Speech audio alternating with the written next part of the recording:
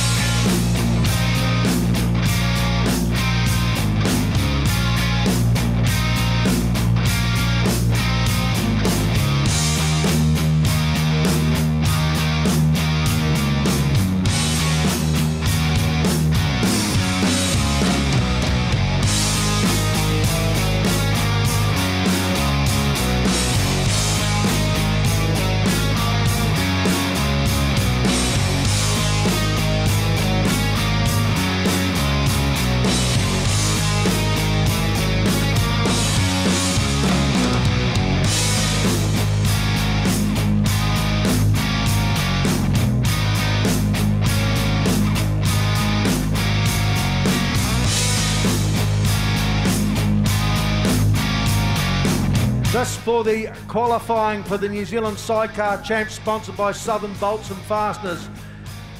Alongside me here today, wait till he gets his headphones on, Warwick Costangia. Welcome along, Warwick, and great to have you back again to give me a hand to get through this two-day meeting. I'm sure we'll have to watch how we talk to each other and not abuse ourselves too much.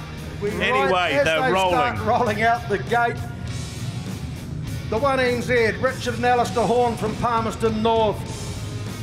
3NZ, Andrew Buchanan and Denny Cox from Moore Park. The 4K bike of Dave Gannon and Raymond George from Kiki.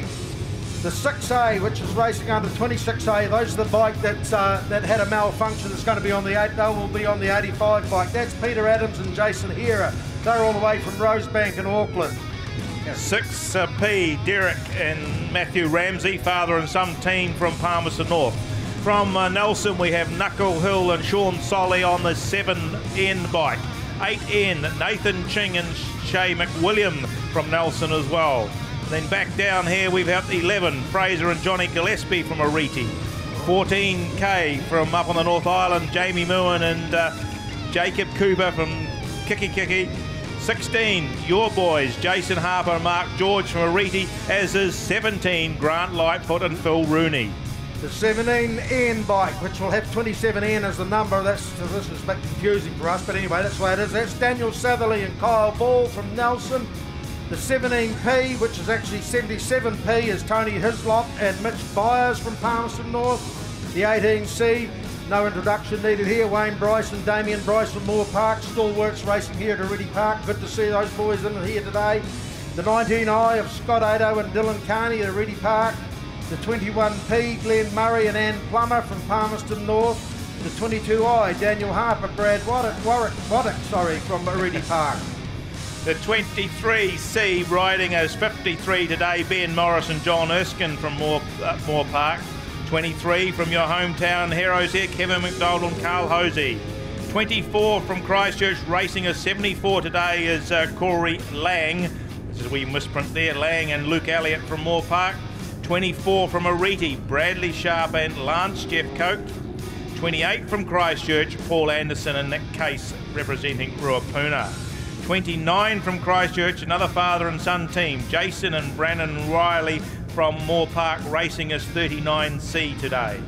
The 29 bike of Luke Twaits and Neville Chalmers from Oreti Park.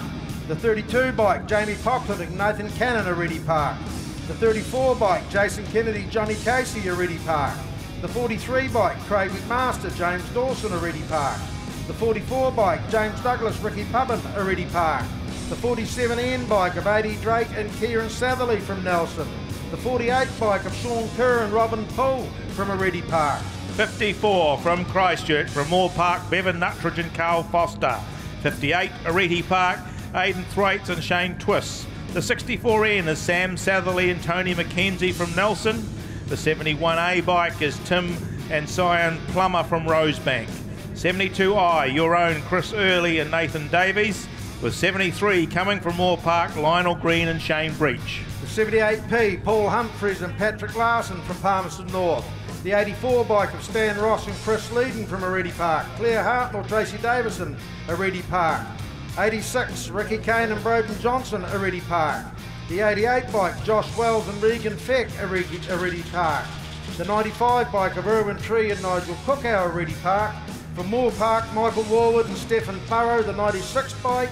And the 98 bike of Clint Warwood and Sonia Duncan from Ruapuna. Right, we've got Sam's ready, got the stopwatch and all, got the pen, all the grids. He's ready to go. So we're waiting for them to come in. It's 22, Daniel Harper, Brad Waddock down there on gate 1. They're in line on the outside. 96, Michael Warwood, Stephen Burrow from Moore Park. They're there. Jamie Moore, Jacob Cooper are sitting ready to go. We're just waiting for James Douglas and Ricky Pubbin to come in.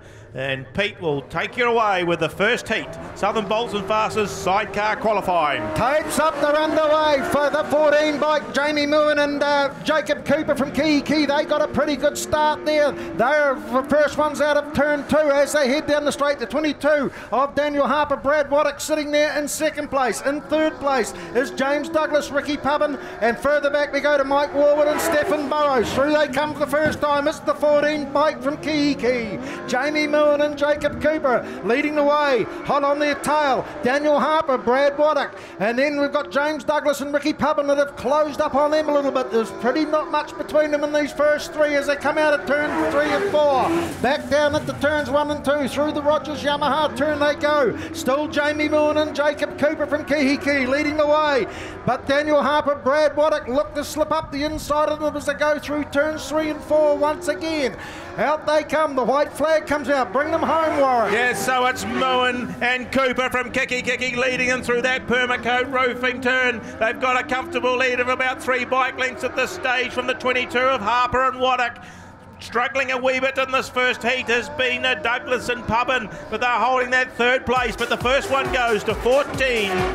Jamie Moen and Jacob Cooper come home ahead of the field. Second place, 22 from Oreti Park, Daniel Harper and Brad Waddock. And 44, James Douglas and Ricky Pubbin taking out that third spot. So 14K, Jamie Moon taking the win over 22 Harper and 44 Douglas. Unfortunate for Mike Warwood and Stephen Burrows. They ended up going infield down there in turns 3 and 4, so obviously a bit of a problem there with those boys. Right, heat 2 of the sidecars, round 1, the Southern Bolts and Fasteners New Zealand sidecar qualifying. Claire Hartnell, Tracy Davison, the 85 bike in gate 1. Josh Wells and Regan Feck from Australia, they're in gate 2, racing under the Oreti colours, of course. In gate 3, Grant Lightfoot, Phil Rooney on the 17 bike, and the 34 bike of Jason Kennedy and Johnny Casey are in gate 4. So it's an all Oreti heat, this one, Warwick. It certainly is. The starters are happy. The revs, off they go. And who's it going to be? It looks like it's the 88 bike of Josh Wells and Regan Fleck get to the turn first, pushing them pretty hard. Kennedy and Casey on the 34 machine. The Pink Ladies are sandwiched in the middle there, but still holding that third spot from the 17 of Grant Lightfoot and Phil Rooney. Oh, just a little bit untidy there is the Wells. He's struggling to control it. Can he stay on the track? He does. But it's Jason Kennedy, John Casey who've made the most of it and gone round the outside. They take over the lead at this stage. Wells still sitting in that second position, and the Pink Ladies, Claire Hartnell, Tracy Davison in that third spot as they come round. So Jason Kennedy, Johnny Casey leading the way here.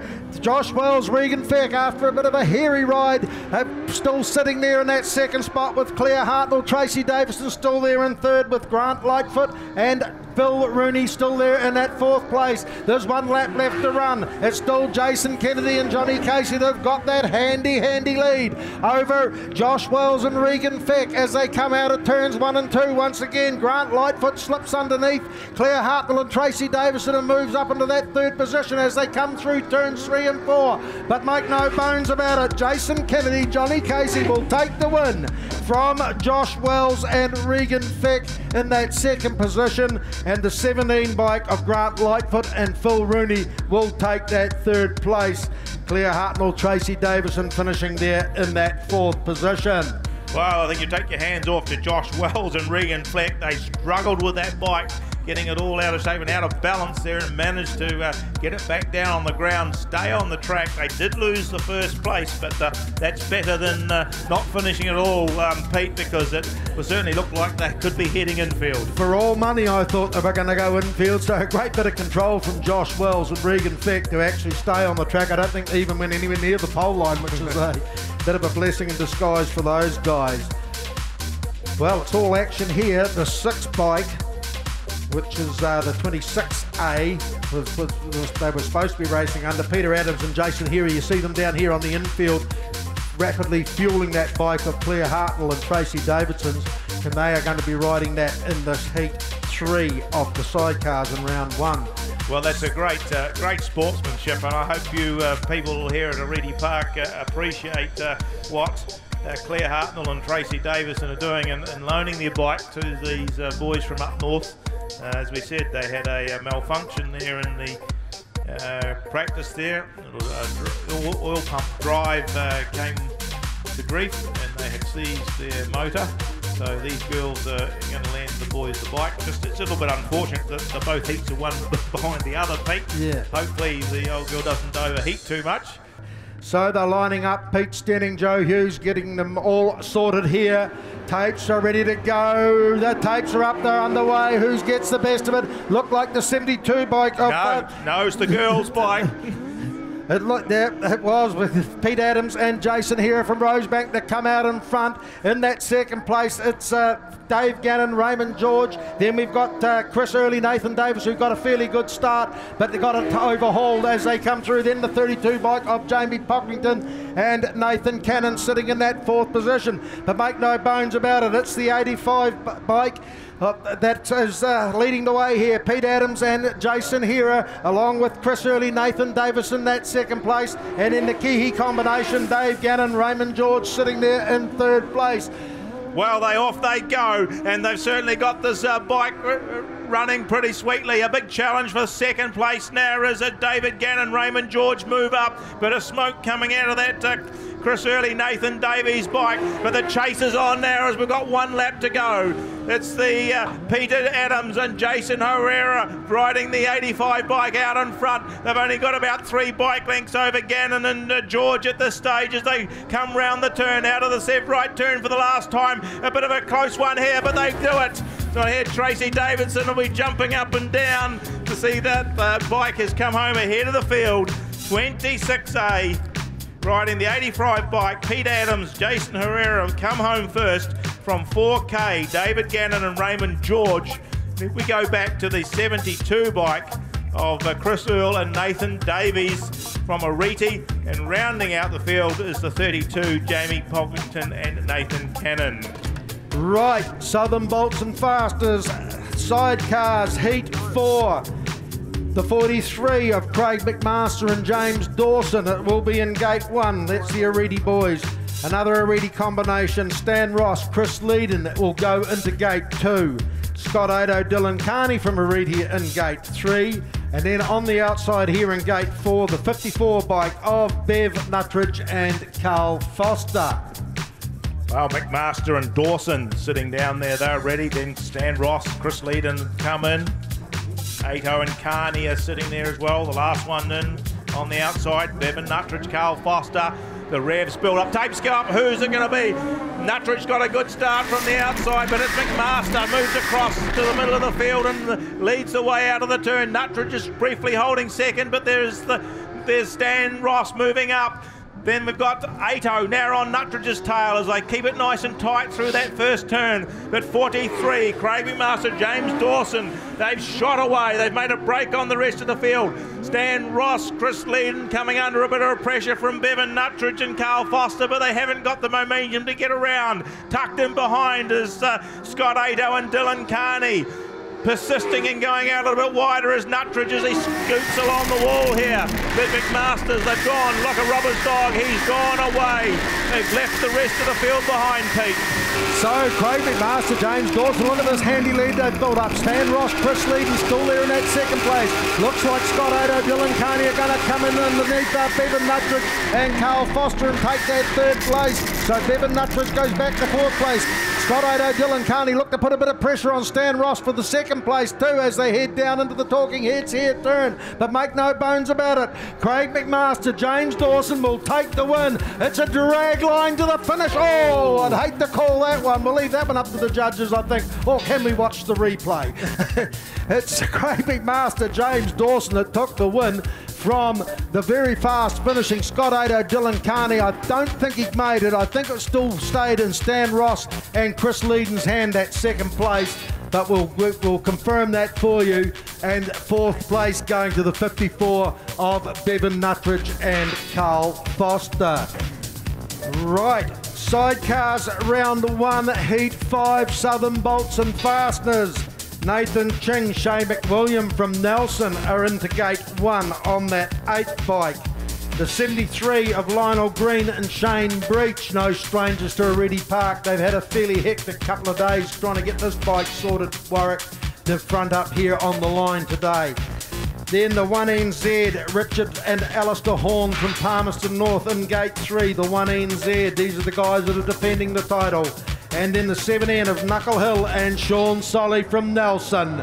Tapes go. Oh, there was a bit of a jump. Away they go. It's Lionel Green and Shane Breach that are the first ones down the turn. Then we've got the 8 bike, was it, of Nathan Ching in second place. They've been overhauled. Well, there's a red flag out. We've got a... Yeah, so I think it was a bit of a start. A bit of a dissatisfactory start there, I think. Unsatisfactory start, or whatever. Yes, dissatisfactory. That's a new word for well, it. it was, you know. But anyway, I'm not too sure what's going to happen here. I think they're all in. They are all in. It was just deemed that there was a bit of an unfair start. Lionel Green, Shane Breach were trying to read the tape. They actually jumped before the tapes moved, but they were very, very lucky not to break the tape. I think that's the point. That was the 8 bike on the inside. Unsatisfactory, but disappointing. Nathan Ching and Shay McWilliams sort of hesitated on the line. They didn't really get a fair start as it was deemed by the officials. So up they come. They line up once again. This time the tapes are up and away they go. It's the 1NZ bike that got a pretty good start this time. Down into the turn they go. Then we've got the 73 bike, Lionel Green and Shane Breach, they're back there in that third place. That blue machine of Nathan Ching and Shane McWilliams putting a bit of pressure on the 1NZ of Richard Horn as they come through here. Lionel Green, Shane Breach still in that third place. The 7N of Knuckle Hill and Sean Solly back there in that fourth position. But out in front, Richard and Alistair Horn lead the way. But Nathan Ching and Shane McWilliams are putting a wee bit of pressure on. Lionel Green, Shane Breach is still there in that third position. Through they come once again. Yes, they've gone. They've got 2 or 3 bike lengths. They're just slightly increasing a little bit over Ching as he has to struggle with that turn. Shane McWilliam doing the swinging. They've closed up a fraction now. Lionel Green, Shane Breach still holding the third, and Knuckle Hill and Sean Solly just round out the field. Oh, the New Zealand champions went a little bit wider coming out of that Sev right turn there, and they lost a wee bit. They've swung wide again, and Ching closes up as they run into the Newfield Autos turn for the last time in this one. New Zealand champions, Richard and Alistair Horn just coming out along the wall. They take the win from 8. Nathan Ching and Shay William. Third place is the 73 of Lionel Green and Shane Breach. And 7, Knuckle Hill and Sean Solly round out the field. Well, certainly the New Zealand champions have got some pace there, Pete. But they were also swinging rather close to those walls coming out of the turn. I'm sure they'll get that right. Okay, folks, here we are again at the 2016 New Zealand Sidecar Championships at Oreti Park, and a man that sort of knows what it's like to get into the top 16 or so was this man here, 16-eyed Jason Harper. Now, Jason, you know, this is home track. This has got to be some sort of advantage for you. Oh, definitely. The way the tracks have been this year, sort of have a great setup of your bike. You know which way the track's going to go. You can set your bike up. You have a bit, have a bit of a book of what's been going on. So no, it'll be good. I'm looking forward to it. Having that advantage over some of these bikes is actually quite the advantage. Now, of course, if we go back a couple of seasons ago, you were at, I believe, Rapuna Speedway. You got into the final, and I believe your bike had a bit of an issue, was it? Yeah, $3 part, the old joining link at the chain let go, and that was my day's in. So just hope I've checked it twice today, and I'll check it after every race today. So no, hopefully I don't have that omen again. Now, you've had a couple of runs on the bike, Jace, out there with the practice and stuff. How did it feel? Great. I did a big change to my front end, and I was searching for something and I found it. So I'm actually really confident, really happy. So just bring the day on. Okay, so top 16 is what you're aiming for. It doesn't matter how you get there as long as you get there? No, as long as I'm in that top 16, because tomorrow's another day. Tomorrow's a new track, another day. So yeah. Okay, sponsors, look after you, Jace. Who are they? Shelley Clark, Equine Pet Laundry, J Harper Contracting, Tower Lodge Motels, Insignia Signs, Total Conveyors, Southern Bolts and Fasteners. They always look. Winter Motorcycles are a great help. They're been with me for a long time as well. And yeah, Oreti Park. At Hamner Holiday Homes, they pride themselves on offering accommodation solutions to suit almost any budget. Only a short 95 minutes from Christchurch, tucked away beneath the mountains, is Hamner Springs, a nature's wonderland. Whether you're looking for a home the whole family can enjoy, have a barbecue and let the children play free, or a quiet hideaway for two in a peaceful retreat, from the larger house to the small, Hamner Holiday Homes offer it all. HamnerHolidayHomes.com. Book now. It's mag wheel sale time at Mag and Turbo. We've got 14-inch mags for $99, 15-inch mags $129, and 17-inch mags from $169. Finance is available, but only from Mag and Turbo. Hi, I'm Scott Williamson, and welcome to X Factor Cars. Family owned and operated with 2 locations, Invercargill and Cromwell.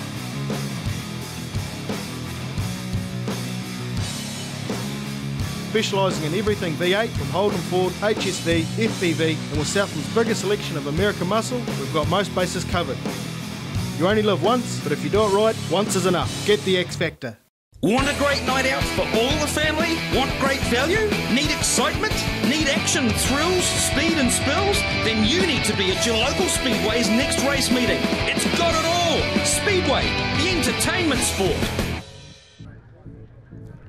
I'll just see them coming in. Jason Harper, Mark George on 1. Paul Anderson, Nick Case Gate 2, Clint Warwood, Sonia Duncan. Gate 3, and on the outside, Derek and Matthew Ramsey, father and son team. On 4 on the 6 bike. The revs build as they get going, and off they go. And it's a good start from Clint Warwood and Sonia Duncan, but matched pretty well from the inside by Jason Harper and Mark George. But there goes the Ramseys. Derek and Matthew Ramsey have just found a hole and have come on through. They're out in front of the field. 16, Harper and George holding that second position with the 28 of Paul Anderson and Nick Case in third, with Warwood and Sonia Duncan just rounding out the field. They've stretched themselves out on this one. Derek Ramsey doing the piloting. Son Matthew sitting on the side there from Palmerston North just leads them through. Jason Harper, Mark George from Oreti holding that second position, and it looks like we might be having a battle for the third place, Pete, from Paul Anderson and Clint Warwood. So make no bones about it, Derek and Matthew Ramsey, they're going to get the white flag this time through as they head back down into turns 1 and 2. Jason Harper, Mark George through the Rogers Yamaha turn they go in that second position. The 98 of Clint Warwood, Sonia Duncan coming under a wee bit of pressure from Paul Anderson in Nick's case for that third position, but they lost a little bit of ground coming out of turn 4, so it looks like Clint Warwood, Sonia Duncan are going to hold that third place. Make no bones about the winner though. Derek and Matthew Ramsey from Palmerston North take it out with Jason Harper and Mark George flying the Oreti flag there in second spot. Third place went to Clint Warwood and Sonia Duncan from Ruapuna, and fourth place going to Paul Anderson and Nick Case, also from Ruapuna. Oh, just as we get them all psyched up to give us some race times, they didn't do that one. Not one, but 2, Pete. Oh, it's only qualifying day. We'll get it right. I'll have to write in here an NT. They shouldn't have started that, should they? Never mind. It's been a fun between the girls. Right, we're moving on to the Southern Bolts and Fasteners sidecars. Round 1, this is heat number 7. And down on gate 1 from Oreti Park, it's Fraser and Johnny Gillespie. Riding as 39 today is the 29 bikes from Christchurch, but it's 39. Jason Riley and Brandon, that's a father and son combination from gate 2. Well, it's pretty good. He's got all these 3 here for you, Pete, all the same names. Wayne Bryce and Damien Bryce on the 18 on gate 3, and 48 Sean Kerr and Robin Poole from Oreti on the outside. All yours. Tapes are ready to go. Up they go and away they go. Sean Kerr, Robin Poole from the outside got away pretty smartly along with Fraser and Johnny Gillespie sitting there in that second place. Third place, Jason and Brandon Riley at the moment. And fourth place is Wayne Bryce and Damien Bryce as they head down into turns 3 and 4. Sean Kerr, Robin Poole with Fraser and Johnny Gillespie, a couple of 3 bike lengths behind him. Then the 29 bike of Jason and Brandon Riley sitting there in that third place. Fraser and Johnny Gillespie close up a little bit on Sean Kerr and Robin Poole as they head through that Newfield Autos turn and come back down through the main straight here. And it looks like the 18 bike of Wayne and Damien Bryce putting a bit of a pressure on Jason and Brandon Riley for that third Fraser Gillespie's got through though. He chased him hard, he tightened up the last turn, he pulled underneath the Sean Kerr and Robin Poole. So it's the Gillespie's on bike 11 around in front. 48 Sean Kerr, Robin Poole in that second position, and then it's the Bryce team holding third over the Rileys. But down the extreme carts, back straight for the last time. A great fight from behind for the 11 pilot. Fraser and Johnny Gillespie taking the win over 48 Sean Kerr and Robin Poole. Third place will be the Bryces. Wayne and Damien from Christchurch, followed home by the Rileys, Jason and Brandon. So it was a good fight there. Sean Kerr, Robin Poole sitting mid-track. Fraser and Johnny Gillespie. Well, Fraser tightened it up and came through there on the inside and powered through the straight and managed to have some momentum to tuck down low and pick that win. And his race time was 72 seconds. So a good ride there from Fraser and Johnny Gillespie, all right. The fans on the other side of the track looking pretty excited about that.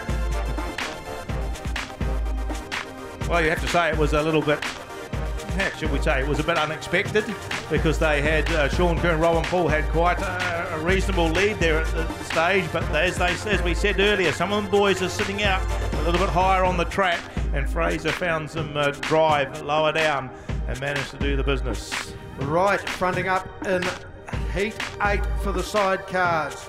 The Southern Bolts and Fasteners sidecar qualifying here. Bennett Morris and John Erskine from Moore Park on the 53 bike, gate 1. Irwin and Tree, Nigel Cookow, the 95 bike, gate 2.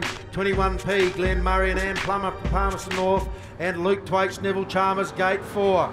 Racing this time, and off they go. And who's it going to be? Irwin Tree's got the jump on the inside, being powered round by the outer. Plumbers in the second. Then we go back to it as Luke Thwaites, Neville Chalmers holding that second position now as Plumbers drop back to Glenn Murray and Ann Plummer drop back to third. But it's Irwin Tree, Nigel Cookout leading the way. Luke Thwaites, Neville Chalmers doing the swinging on the side. Sit in that second position from Glenn Murray and Ann Plummer.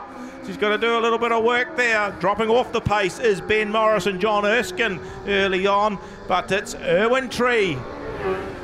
Irwin Tree, Nigel Cookow with a 3 or 4 bike length lead now over the 29 of Luke Twaits and Neville Chalmers as they come out of that Permacoat roofing turn. Glenn Murray and Plummer still there in that third place, and just falling off the pace there, Ben Morris and John Erskine. So through they come, 1 lap left to go. Still Irwin Tree and Nigel Cookow over the 29 bike of Luke Twaits and Neville Chalmers past that Sono Sound System sign on the back straight they go.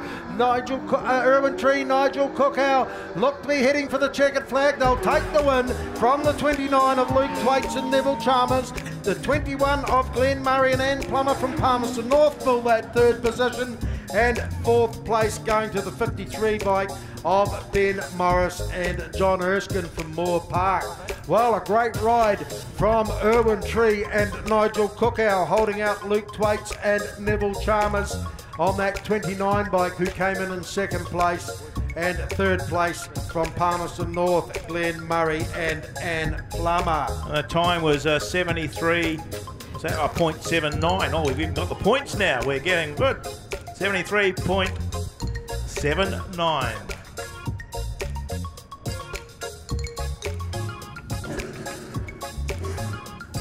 Right, Southern Bolts and Fasteners, Heat 9. Kevin McDonald, Carl Hosey from Oreti in gate 1.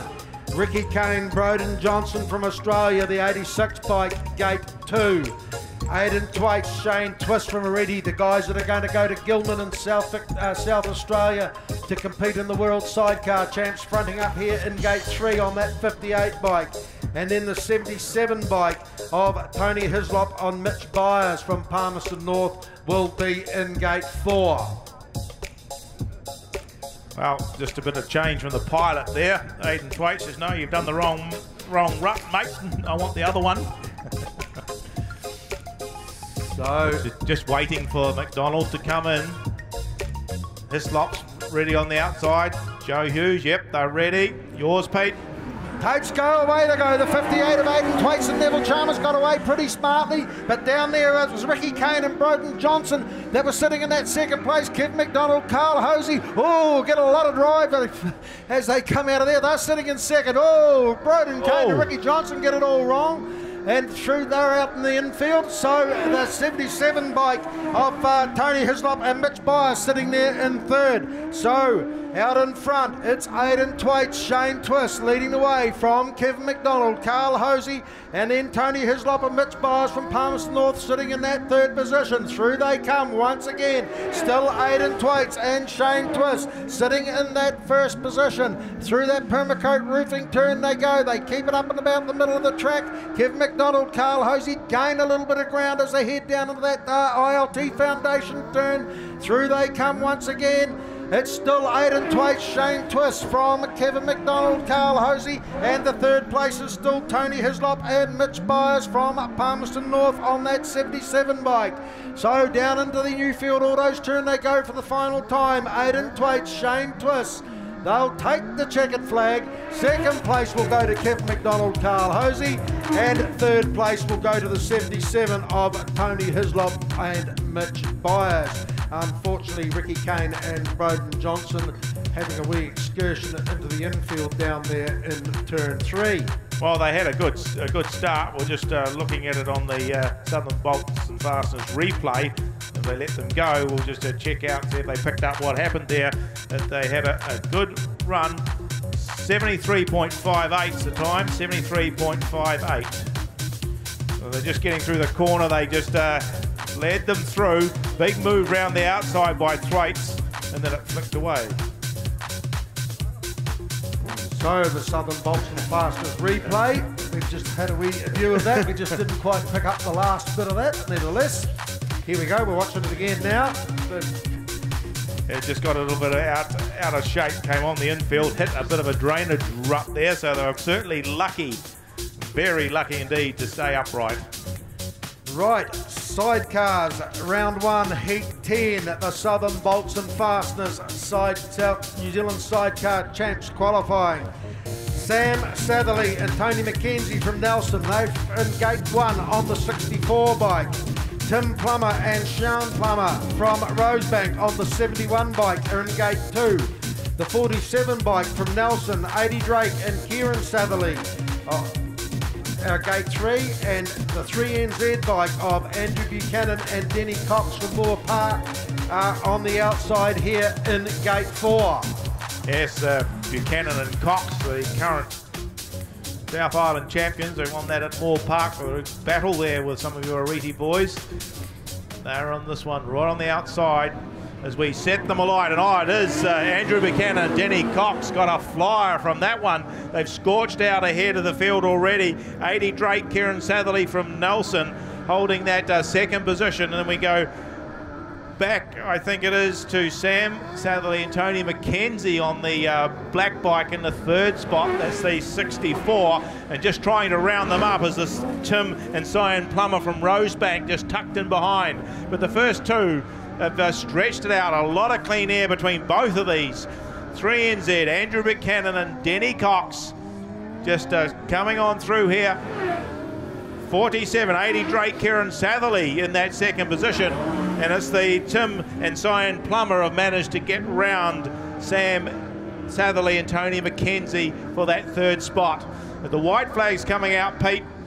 Not a lot on this one. Very well spread. Andrew Buchanan and Denny Cox, Jeff, definitely showing their style and class here over 80 Drake and Kieran Satherley still sitting in that second position. Third place is Tim Plummer and Sean Plummer from Rosebank, and fourth place Sam Satherley and Tony McKenzie from Nelson on that 64 bike. But take nothing away from the winner, Andrew Buchanan and Denny Cox. They did it, and they did it in style, Warwick, as they come through here in first place. 80 Drake and Kieran Satherley in that second position. Third place Tim and Sian Plummer from Rosebank, and fourth place there was the 64 bike of Sam Satherley and Tony McKenzie from Nelson. 73.42, 73.42 was the winning time for 3 Andrew Buchanan and Denny Cox.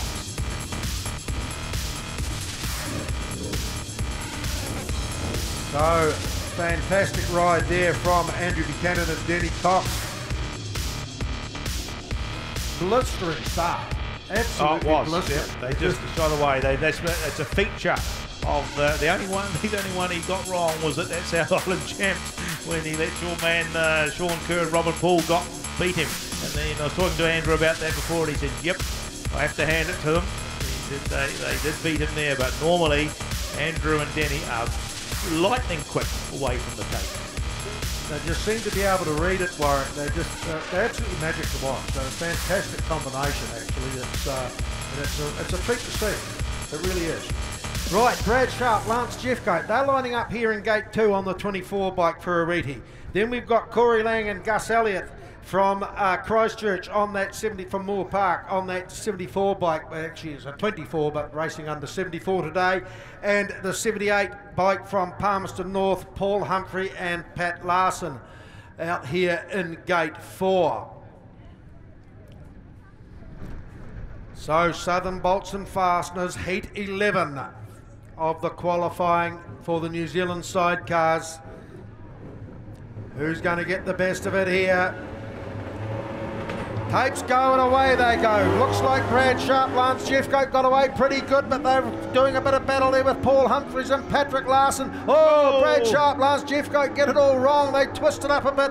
Corey Lang, Gus Elliott go up into second place. Out in front, Paul Humphreys, Pat Larson. Second place, Corey Lang, Gus Elliott. Third place, Brad Sharp, Lance Jeffcoat. Brad Sharp, Lance Jeffcoat trying to make up that bit of lost ground and that little bit of a misdemeanor they made as they come out of that Newfield Autos turn. They've done it. They've regained second place as they head down past the Scarecrow gardening sign and down into the E. Hayes and Sons turn they go.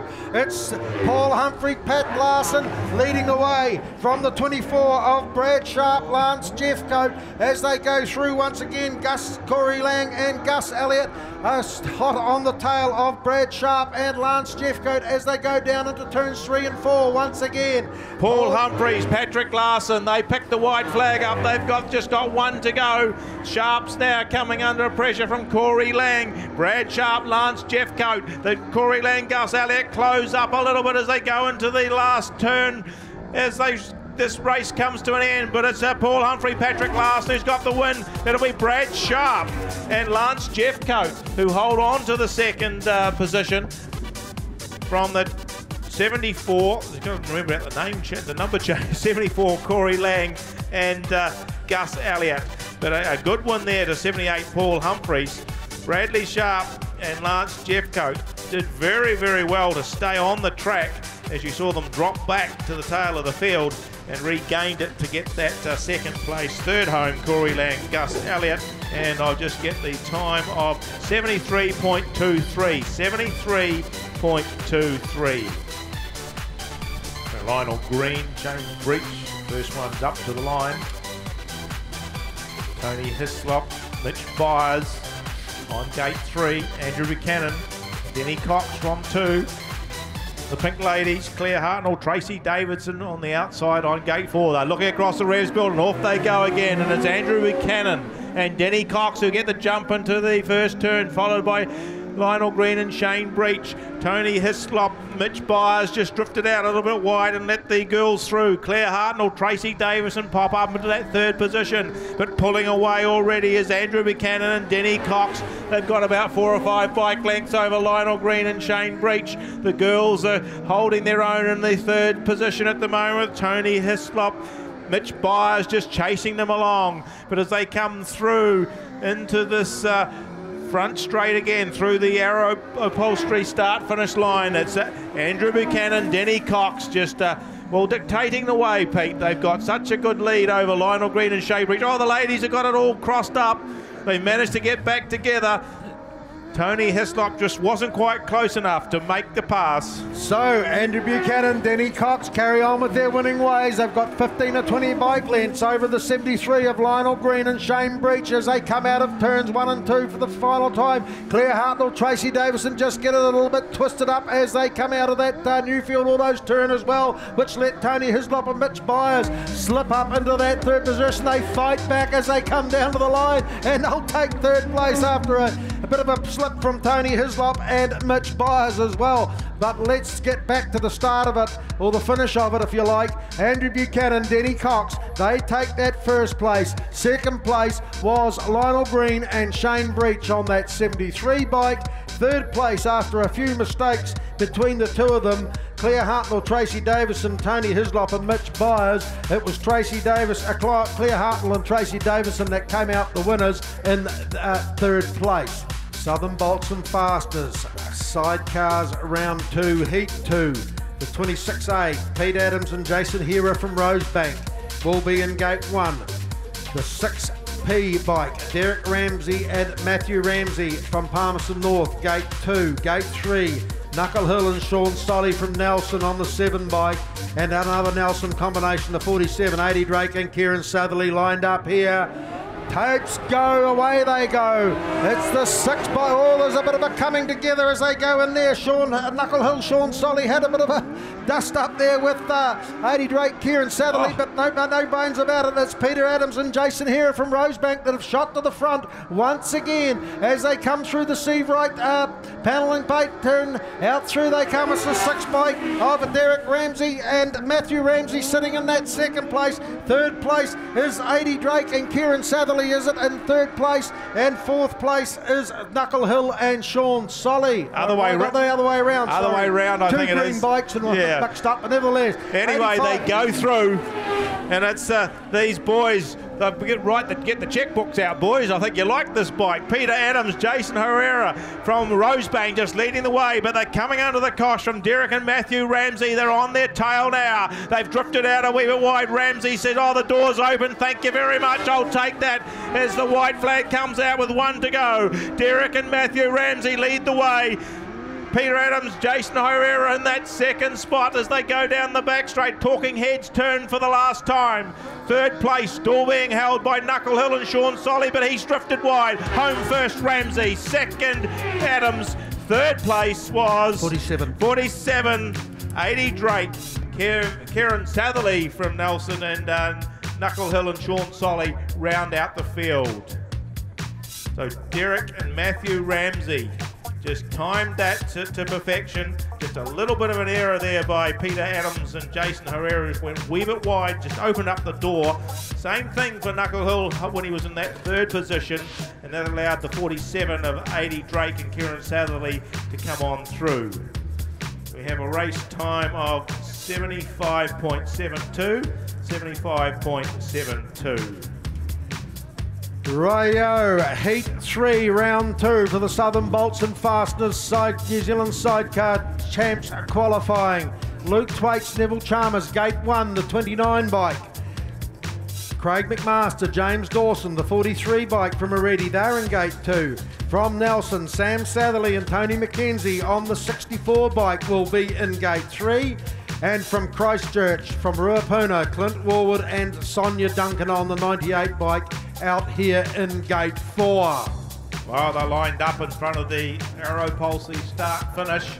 The revs build. Who's it going to be? They're pretty even from the start. It looks like it's Craig McMaster and James Dawson got away to a good start, but they're matched on the inside by Luke Thwaites and Neville Chalmers. A drag race down the back straight, even as it is, but it looks like it's McMaster and Dawson who've got in front, but they've drifted out wide. Tightening up the turn is Thwaites and Chalmers, but they just have to slot in behind. Craig McMaster, James Dawson just leading the way from Luke Thwaites, Neville Chalmers. Third place goes back to Clint Warwood and Sonia Duncan from Ruapuna, but stamping his mark on it at the moment. Craig McMaster and James Dawson opting for a midline run through that Sev right turn and keeping up the momentum.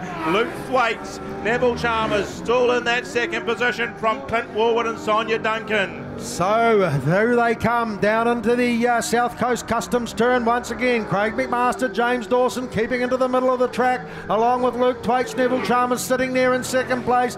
Clint Warwood, Sonia Duncan still there in that third position, and the 64 of Sam Satherley and Tony McKenzie from Nelson around them out in that fourth place. They've spread themselves out fairly wide and far here now, but Craig McMaster, James Dawson, they'll take the win from Luke Thwaites and Neville Chalmers on that 29 bike. Then the 98 bike of Clint Warwood and Sonia Duncan fill that third position, and fourth place going to the 64 from Nelson, Sam Satherley and Tony McKenzie.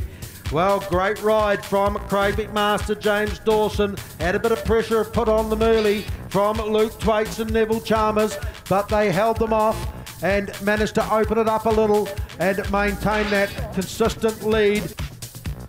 Next heat out, sidecars, round 2, heat number 4, Southern Bolts and Fasteners Sidecar Championship. Stan Ross, Chris Leedon starting from gate 1 on bike 84. 48, Sean Kerr, Robin Poole, they're there from Oreti on bike 48.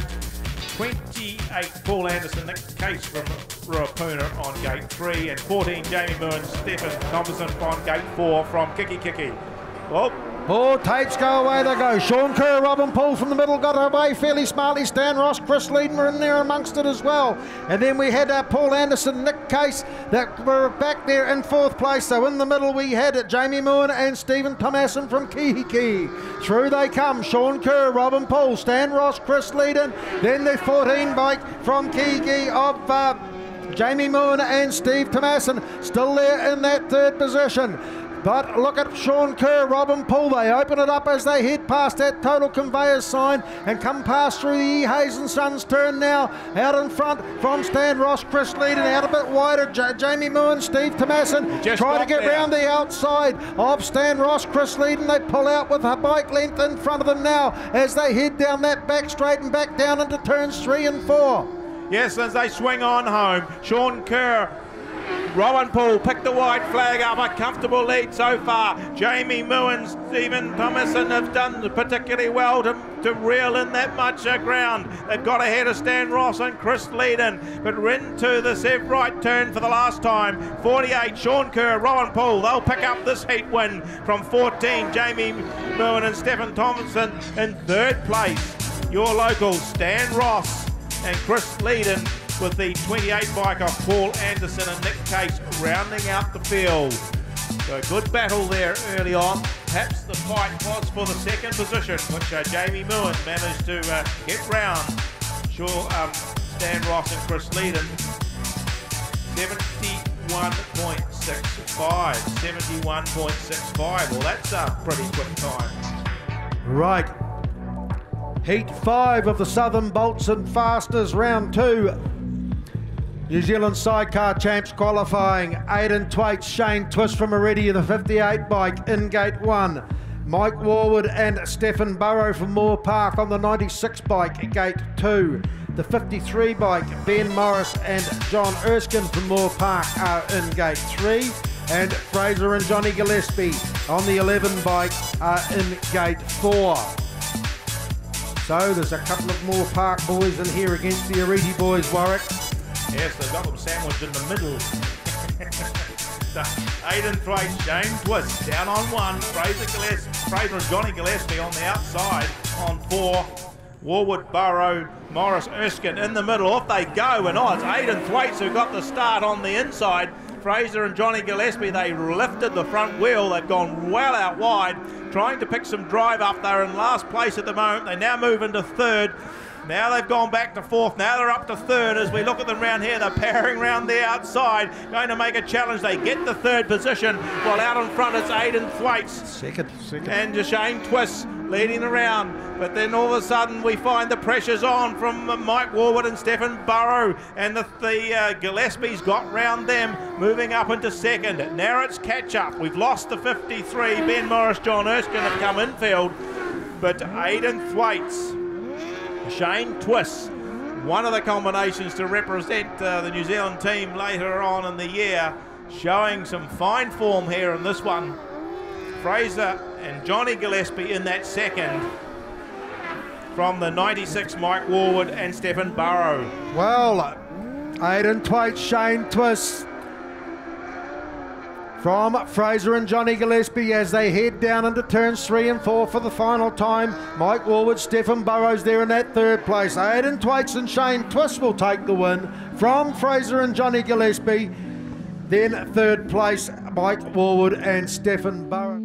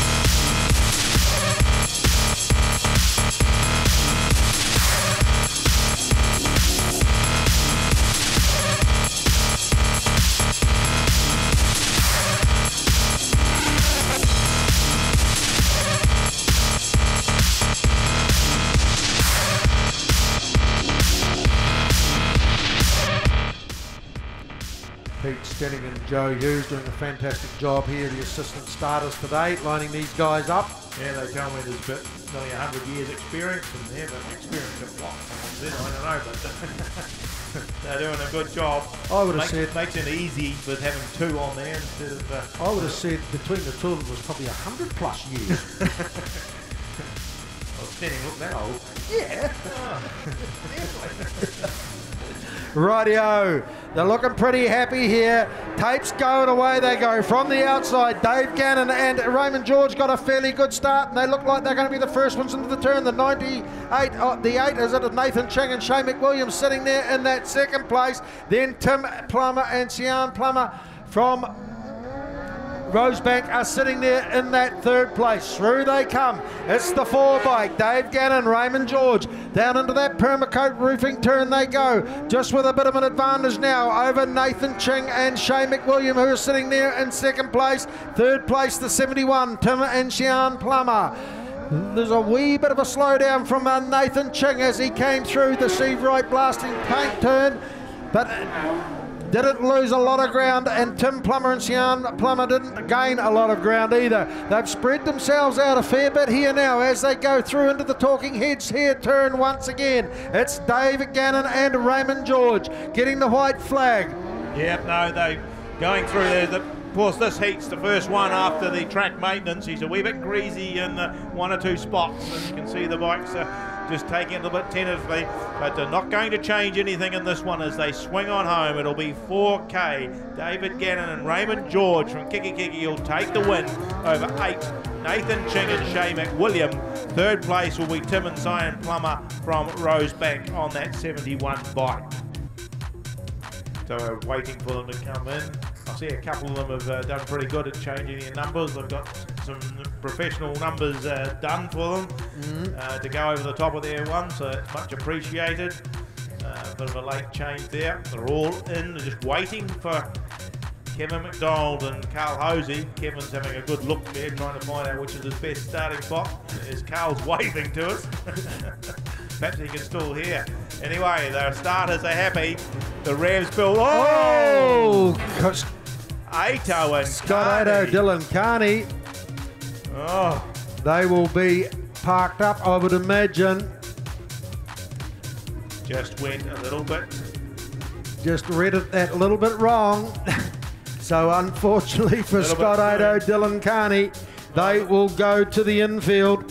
Racing. And off we go, and down on the inside it's Paul Humphreys, Patrick Larson who's got the jump, Kevin McDonald, Carl Hosey sit out a little bit wider on the track. They open up the door, but they get some drive still. The Rileys just couldn't make the most of it as they swing on round, so they slot into the second position. Jason and Brandon Riley in that third on the 39 bike, but out in front of the field, Paul Humphreys and Patrick Larson. Just watch the lines he's taking, mid-corner out there, going up close to the wall. Sono sound system side, then swing down. This time he's a wee bit closer, but comes out wider on the turn. So Paul Humphreys, Patrick Larson from Palmerston North. Similar line there, he's drifted a wee bit wide that time, and McDonald and Hosey just close up a fraction, so still not quite as much drive out there, Pete. Third place is Jason and Brennan Riley. So white flag comes out, 1 lap left to run. It's still Paul Humphreys, Patrick Larson as they head down into that Rogers Yamaha turn, and through that Permacoat roofing turn they go. Out they come. Kevin McDonald and Carl Hosey have closed it up just a fraction, but it won't be enough to do it, I don't think. Jason and Brandon Riley still there in that third place, but it's the 78 bike of Paul Humphreys and Pat Larson that will take the win from Kevin McDonald, Carl Hosey on the 23 bike, and then the 39 bike of Jason and Brandon Riley. 74.75 is the winning time for 78, Paul Humphrey and Patrick Larson from Palmerston North. Revs start to ride, the starters pull away. racing this time, and who is it that gets away the good start? That's pretty tight there. I think it's a 24. Brad Sharp, Lance Jeffcoat made the hole. They've got through to the front of the field from 88. Josh Wells and Regan Fleck in that second position. Ricky Kane, Joe Broden Johnson sitting out wide, holding the third on the 86 bike, and rounding out the field is the 22 of Daniel Harper and Brad Waddock. But it's going a bit wider this time. Brad Sharp, Lance Jeffcoat just leading the way. They've pulled out a couple of bike lengths over the 88 of Josh Wells and Regan Fleck from Aussie. Ricky Kane, Broden Johnson coming under a little bit of pressure now from 22 Daniel Harper and Brad Waddock, although they've still got a couple of bike lengths. They've just picked the pace up a little. But out the front, down the extreme carts, back straight they go. Bradley Sharp, Lance Jeffcoat from Oreti leading the Aussie pairing, Wells and Feck at this stage. Kane and Johnson from Aussie in third. So through they come.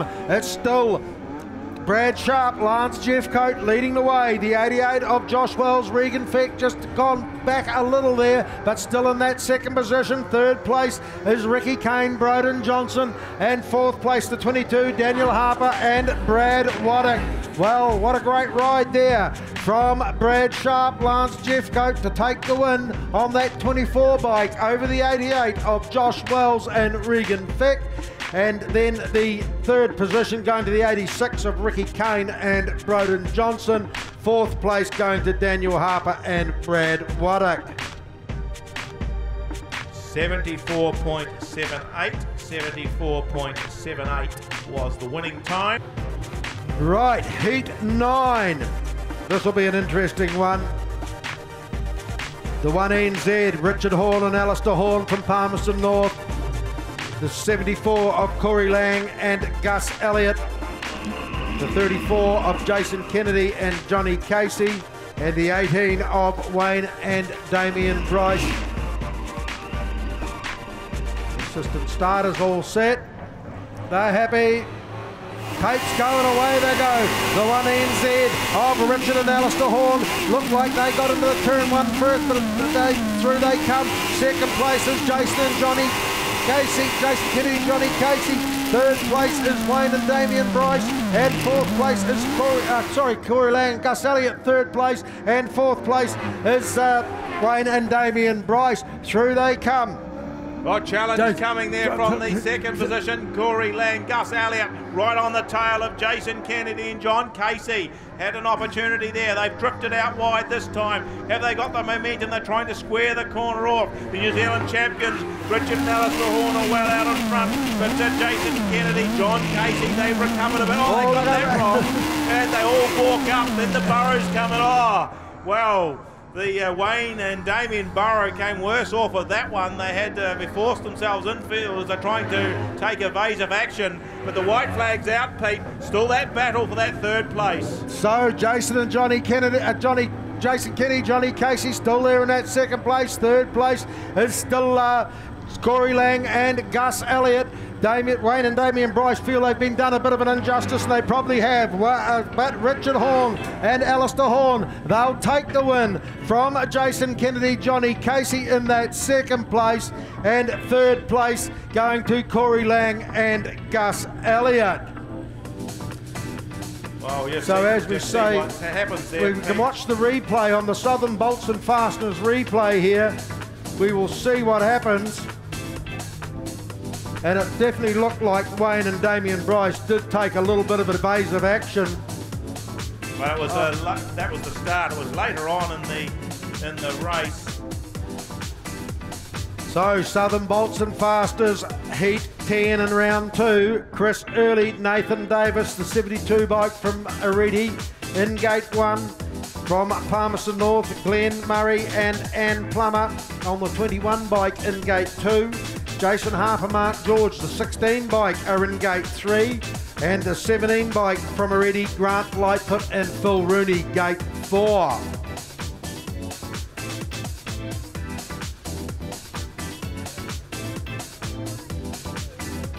All in line, Pete. They're looking pretty good. Yep. Tapes go and away they go. It looked like the 21 Glen Murray and Plummer got a pretty good start. Round the outside, Jason Harper, Mark George sitting there in second from Chris Early and Nathan Davis, who are there in third place. Then we've got Grant Lightfoot and Phil Rooney rounding them out in fourth place. Well, there's a couple getting out of shape at Chris Early, Nathan Davis. But anyway, it's still out front. Glenn Murray and Plummer from Palmerston North.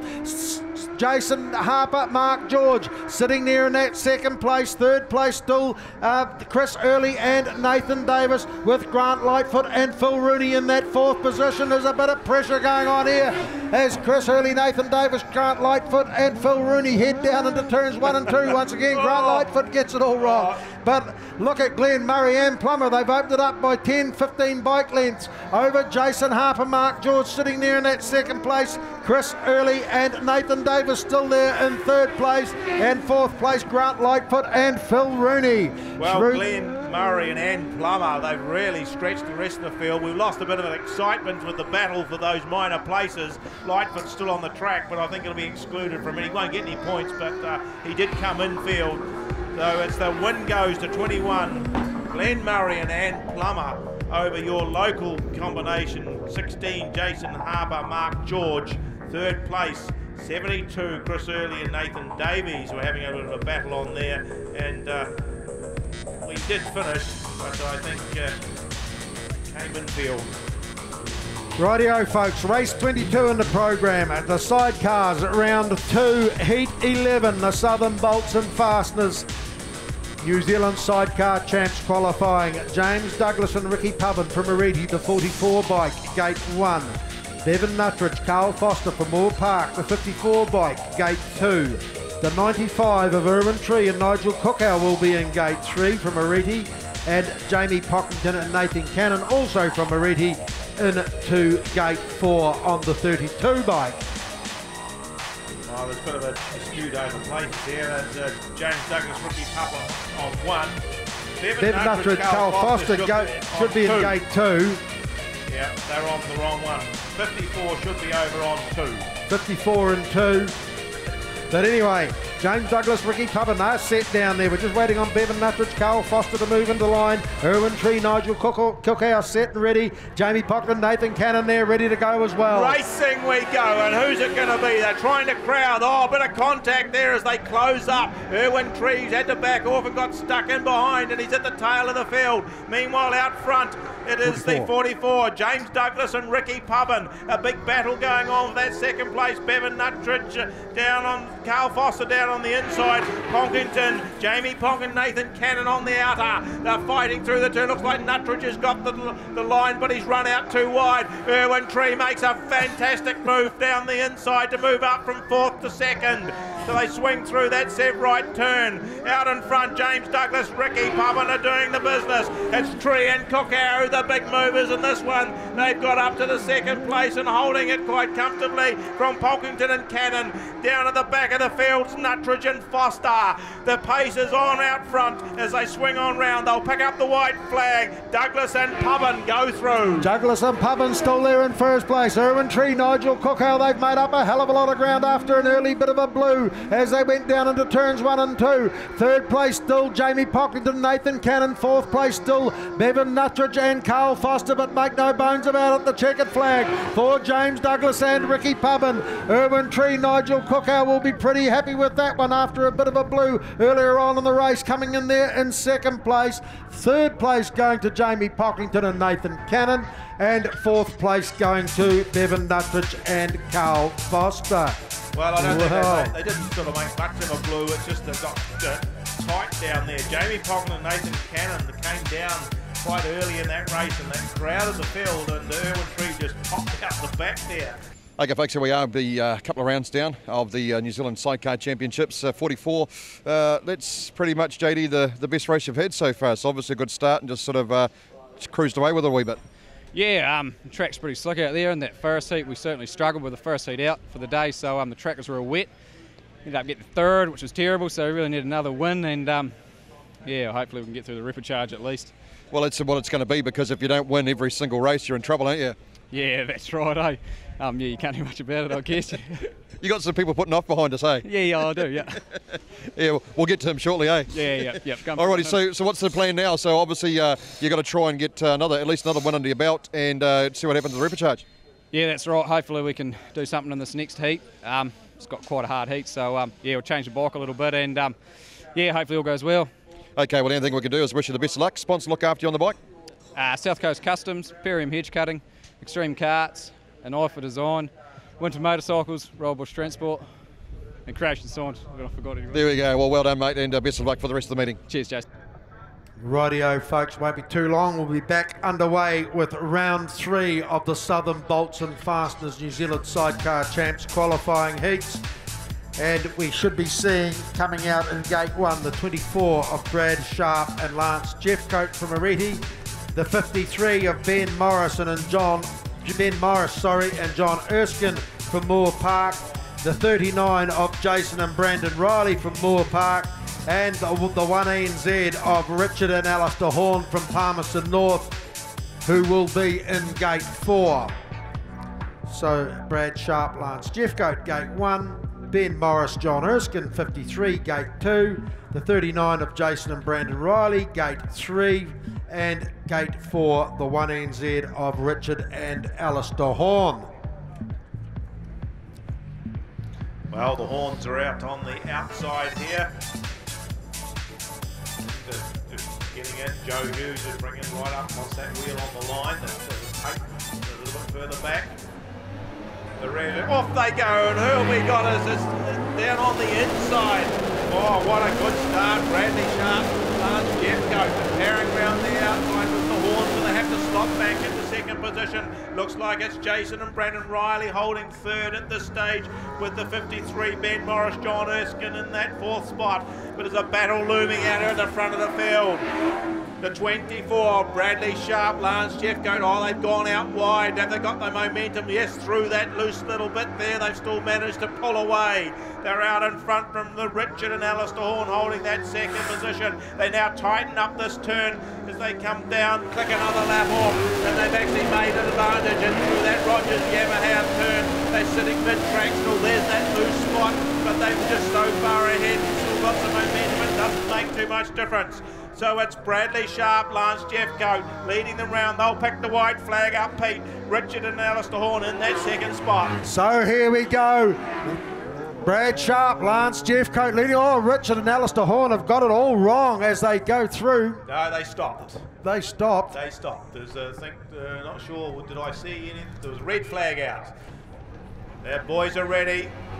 Off we go. Who's the start this time? So Brad Sharp, Lance Jeffcoat. They've got there in the end. They've drifted out a wee bit wide, opened the door up for the Rileys to come on through. The champions went round the outside, the Horn boys, but they didn't get the momentum on that slick bit, and it's allowed Sharp and Jeffcoat to get back in front. So take 2, and it's the same, although this time Richard and Alistair Horn might be a little bit closer. They've tightened up that permacoat roofing turn.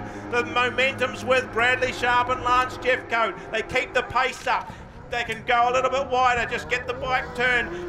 Trying to get some drive, but the Horns are chasing pretty hard. It's neck and neck. There's half a bike in it this time. Into the Rogers Yamaha turn they go. Brad Sharp, Lance Jeffcoat drifted out a little bit wide. The challenge coming from the inside. Richard and Alistair Horn just moving up. They've slotted in behind again. How's Bradley Sharp going to take this turn? He tightens it up a little. Still only a bike length in it, Pete. So White flag. Brad Sharp, Lance Jeffcoat still just narrowly ahead of Richard and Alistair Horn as they come out of that permacoat roofing turn.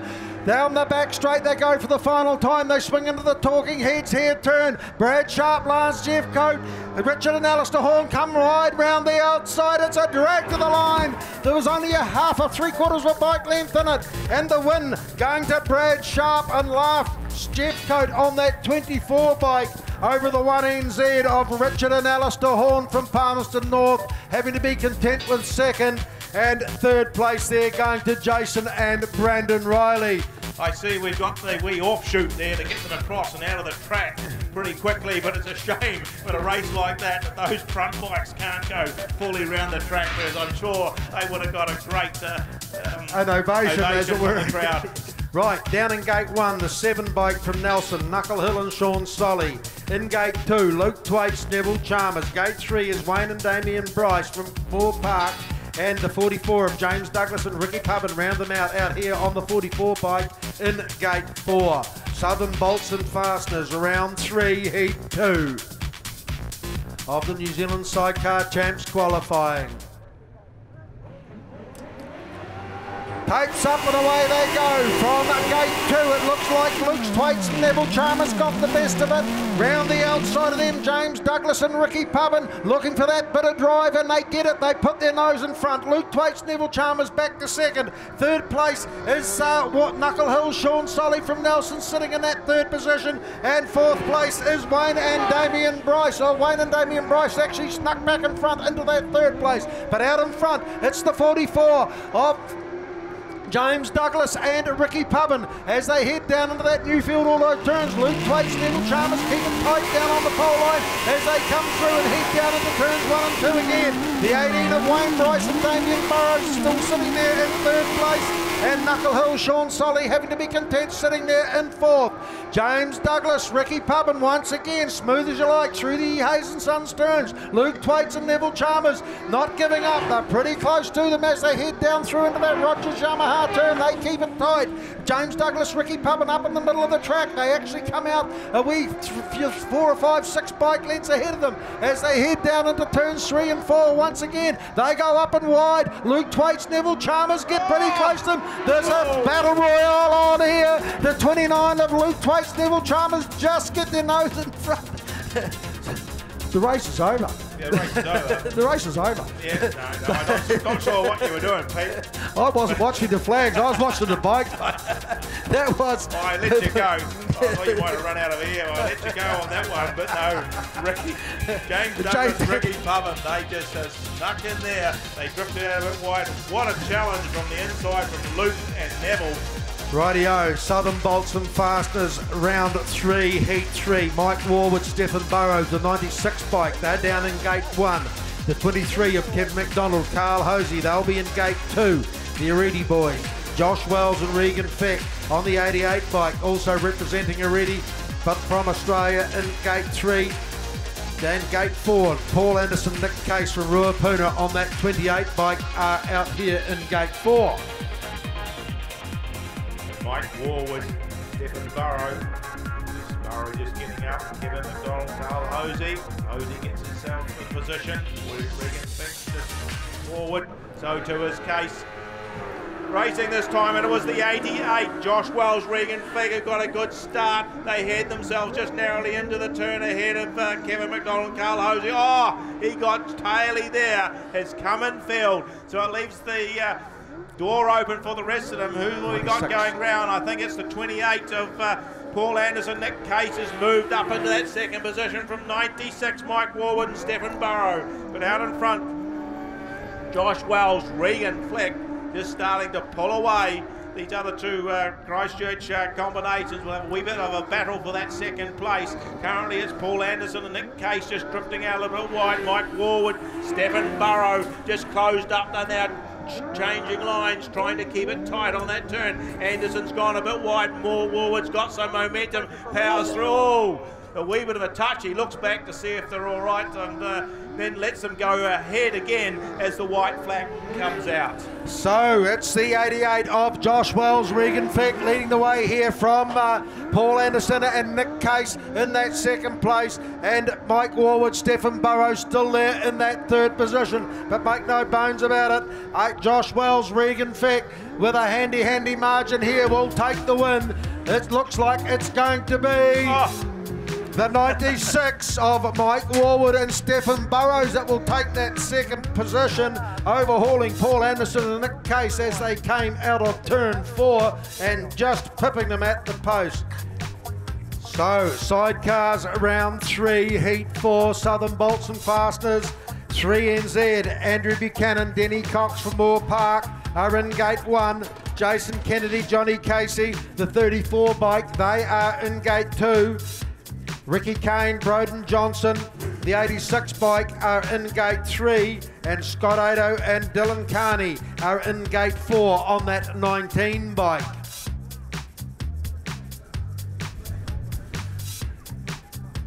Well, certainly one of the top contenders here, wearing that 3NZ NZ number at the moment. Andrew Buchanan, Denny Cox starting from gate 1.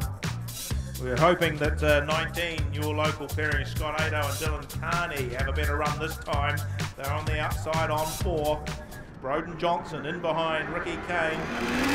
So tapes up and away they go from the inside. It looked like the 3 NZ of Andrew Buchanan, Denny Cox, that once again put the starter on the field. I've got Scott Ado, Dylan Carney sitting there in second place, Jason Kennedy, Johnny Casey sitting there in third, and then Ricky Kane, Broden Johnson back there in fourth position.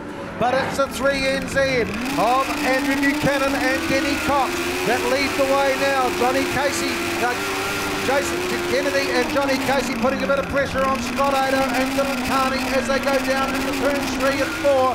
And in fourth place is Ricky Kane and Broden Johnson.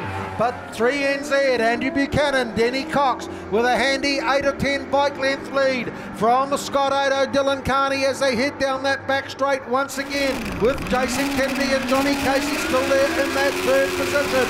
Yes, Buchanan and Cox, they go through on the white flag. Ado and Carney have cemented that second position. Jason Kennedy, John Casey made the mistake of taking that permacoating turn too wide last time, and they lost some ground on Ado. In they come. Checkered flag, 3 NZ. Home first from 19, Scott Ado and Dylan Carney. In third place will be the 34, Jason Kennedy and Johnny Casey. And rounding out the field, the 86 of Ricky Kane and Broden Johnson. 73.28, 70, oh, that's picked the pace up again. 73.28 was the race time win for 3, Andrew Buchanan and Denny Cox. Right, we're rolling on to the last heat of this section. 95, Erwin Tree, Nigel Cookout, Oreti from 1, Jamie Muins, Stephen Tomlinson from Kiki on 2 on the 14 bike. 64, Sam Sadley, Tony McKenzie from Nelson on 3, 58, Aidan Thwaite, Shane Twist on the outside on 4. As Joe Hughes puts the thumb up, they all ready, Pete Stedding's happy, off they go. Oh, brilliant start from the outside. Was 58, Aidan Thwaites and Shane Twist. They've had some momentum. They've lost a wee bit out there as they fight for that second position, chasing Jamie Millen and Stephen Tomlinson, who made the gate from grid 2. Nigel Erwin Tree it is, moving into the second place now as Thwaites drops in behind. Cookout doing the swinging on the side. They close up on Millen. They see a gap. They go down the back straight, neck and neck. Into the Newfield Autos turn. Does the Newfield Autos pilot go? He drifts down in front of the field. Millen sticking on in behind him, tucked right in behind. 58, Aidan Thwaite, Shane Twist in there as well. Just closing up. The tree machine got it wrong coming out of the Newfield Autos turn. It was too, but it's now Millen. So Jamie Millen getting chased hard here now by Aidan Thwaites and Shane Twist as they go through turns 1 and 2 once again. Down that back straight they go, past the Sono sound system sign they go, down into turns 3 and 4. It's Jamie Millen, Stephen Tomasin leading the way from Aidan Thwaites and Shane Twist, and the 64 bike of Sam Satherley and Tony McKenzie taking that third place. Well, you've got a feel for Erwin Tree and Nigel Cookout just overcooking it a little down there in turn 2 and heading to the infield. But Jamie Millen, Stephen Tomasin taking the win from Aidan Thwaites and Shane Twist in that second place, and Sam Satherley and Tony McKenzie from Nelson ending up in that third position. 74.85, 74.85 is the time. It's mag wheel sale time at Mag and Turbo. We've got 14-inch mags for $99, 15-inch mags $129, and 17-inch mags from $169. Finance is available, but only from Mag and Turbo. At Hamner Holiday Homes, they pride themselves on offering accommodation solutions to suit almost any budget. Only a short 95 minutes from Christchurch, tucked away beneath the mountains, is Hamner Springs, a nature's wonderland. Whether you're looking for a home the whole family can enjoy, have a barbecue and let the children play free, or a quiet hideaway for two in a peaceful retreat, from the larger house to the small, Hamner Holiday Homes offer it all. HamnerHolidayHomes.com. Book now. Want a great night out for all the family? Want great value? Need excitement? Need action, thrills, speed and spills? Then you need to be at your local Speedway's next race meeting. It's got it all! Speedway, the entertainment sport. Hi, I'm Scott Williamson and welcome to X Factor Cars. Family owned and operated with two locations, Invercargill and Cromwell.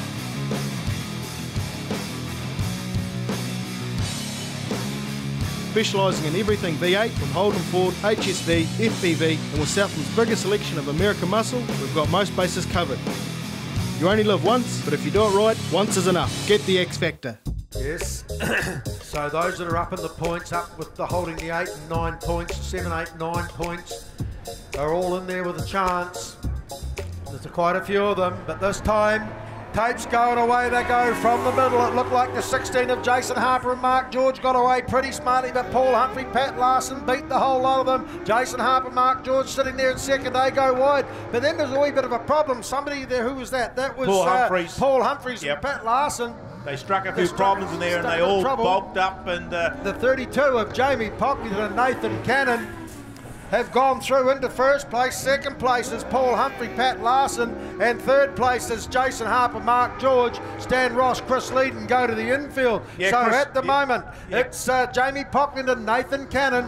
Chris Leedon not very happy with that. They balked on that turn as well, and I think they had to come and field.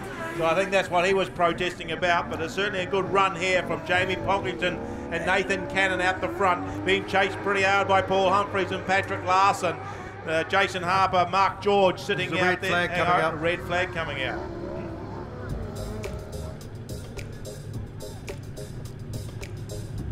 I'm not sure whether who caused that. Not sure whether they're going to replay. We get a replay of that or not? All in restart. All in restart. This is what we're hearing from the officials. Well, certainly it was shown there was two ends of the track, Pete. There was some problems with the just freshly watered, just the time to settle in. They walked down that end and they got away with it. It was Humphreys that came in first and caused the rest of them to collect up. And then when they all recovered, it happened down this far end.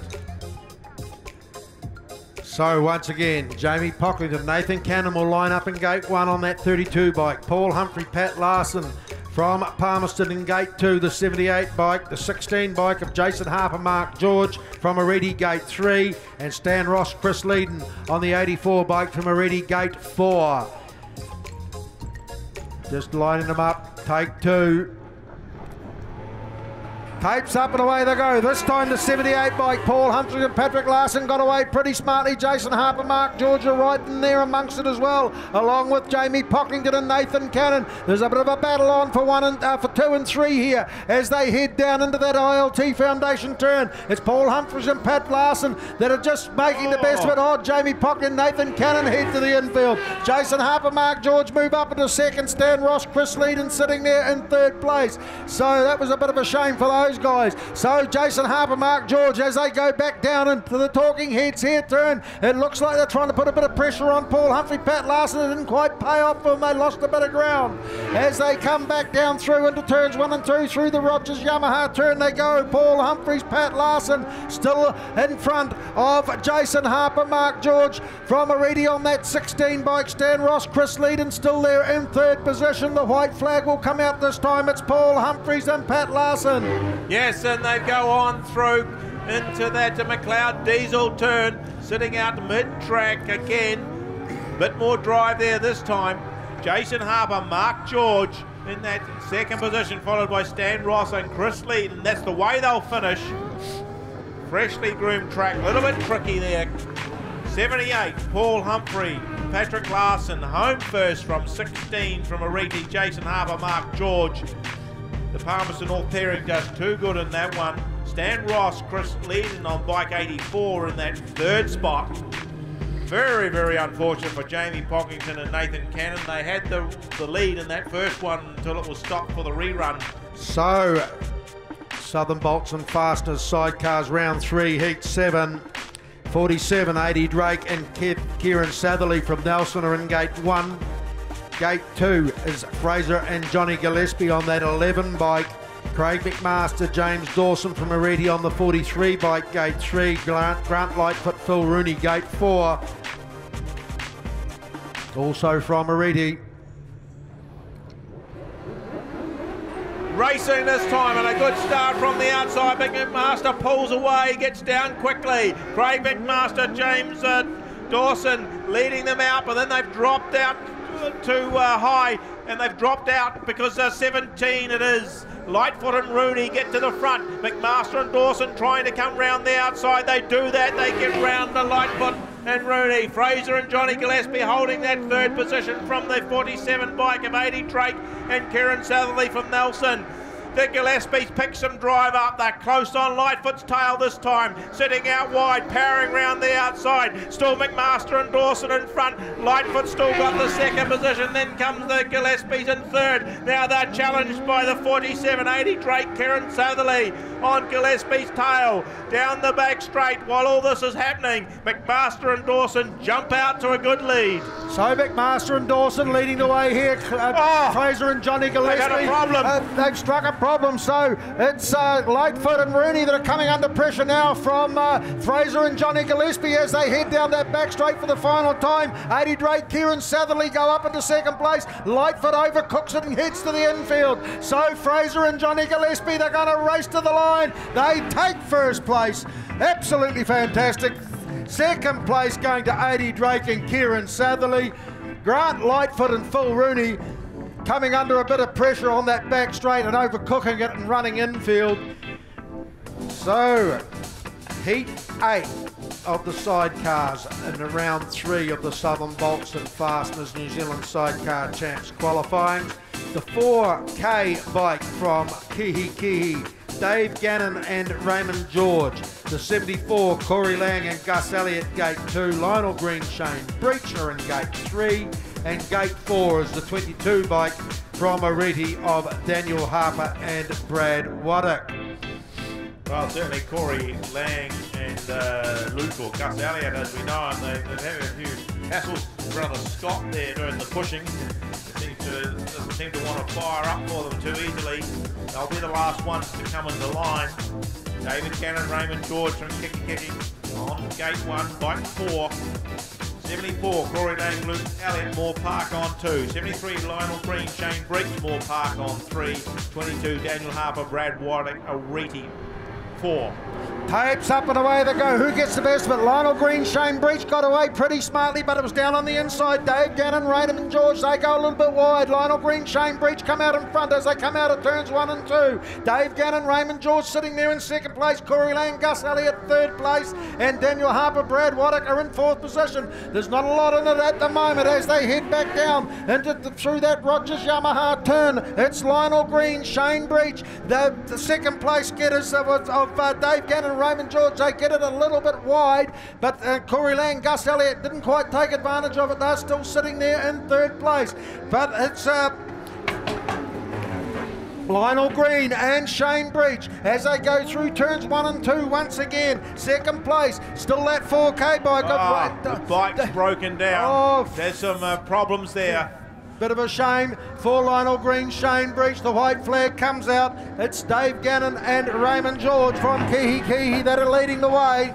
Yes, no, this Shane Breach is looking there. Lionel Green puts his hand up. They've had some problems with that. We can tell you about that later on. Correct. But out in front, it is Dave Gannon and Raymond George. Corey Lang, Gus Elliott moved through into that second position, and they'll take that from the 22 of Daniel Harper and Brad Waddock. So we're getting down to the thick end of it now, or the skinny end of it if you like.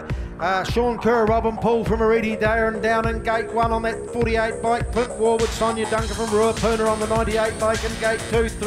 Gate 4 is Chris Early and Nathan Davis from Oreti on that 72 bike. Southern Bolts and Fasters, Heat 9, Round 3. Pete Stenning helping the gardening to be done down there for Sean Kerr and Robin Paul. Looks like the bike wanted to run forward. So they've just picked a different line here now. No brakes. So Sean Kerr, Robin Paul, they get a fantastic gate. The 98 of Clint Warwood, Sonia Duncan sitting there in second place. Chris Early, Nathan Davis in third. So Sean Kerr, Robin Paul, they streak out to an early lead here as they fire it down into the E. Hayes and Sons turn, and out they come, sitting fairly wide on the track. Coming up into second place, or looking for second, is Nathan Davis, Chris Early and Nathan Davis. But it's still Clint Warwood, Sonia Duncan that are sitting in that second position. But Sean Kerr, Robin Paul, they're out to a handy lead here now as they go through that Aidan Barron building. Could turn with Chris Early, Nathan Davis and Clint Warwood, Sonia Duncan. Challenge coming on there. They're looking to go around the outside of Chris Early and Nathan Davis. They do so. They pick the pace up and head into that Talking Heads turn. The white flag comes out for Sean Kerr and Robin Paul. There's still the challenge coming back on there with Chris Early and Nathan Davis. They get back in front of Warwood and Duncan. Now Warwood and Duncan go wide. Early comes out of that turn a little bit better. So they've regained the second position. Into the Hayes and Sons turn for the last time, 44. Sean Kerr, Robin Paul pick up the win, 72. Chris Early, Nathan Davies will come home in second after a good battle with Clint Warwood and Sonia Duncan on bike 98, who come home in third position. So we'll see the 6 of Derek Ramsey and Matthew Ramsey from Palmerston North taking gate 1 here. Gate 2 will be Claire Hartnell, Tracy Davison, and gate 3, Tim Plummer and Sian Plummer from Rosebank will be in gate 4.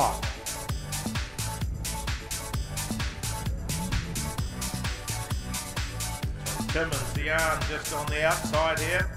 They're the first ones that's ready, concentrating. The girls, the pink ladies, Claire Hartnell, Tracy Davidson, sitting down there. They'll all walk away. Off they go, and we expected to see a good start from the inside. Derek and Matthew Ramsey get the jump into that corner. Tim and Sian Plummer holding that second position from Claire Hartnell and Tracy Davidson on bike 85. Stretched out already, just watching the lines they take. Derek Ramsey just opting to stay out higher on the track. Cuts down a little bit, but off the worn line. Just trying to chase a little bit of dirt out wider. Continues to pull away from the rest of the field. 71, Tim and Sian Plummer in that second position, just tightening up the turn a little bit. Just doing it nice and steady with Claire Hartnell and Tracy Davidson in that third position. A little bit taily out there as the sun here today in Oreti starts to dry the track out in the dying stages of this meeting. But the white flag out for Derek and Matthew Ramsey from Palmerston North. Derek and Matthew Ramsey with a pretty handy lead as they come out of turns 1 and 2 for the final time and head down that back straight. Down into the ILT Foundation turn they go.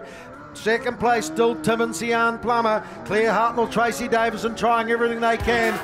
But they're just that wee bit too far behind to make any real impression. So they will take third. Second place goes to Tim Plummer and Sian Plummer. And first place, as I say, Derek and Matthew Ramsey, who built up a very handy buffer throughout the race to take that first place. 76.10, 76.10 was the race time for 6 Derek and Matthew Ramsey from Palmerston North.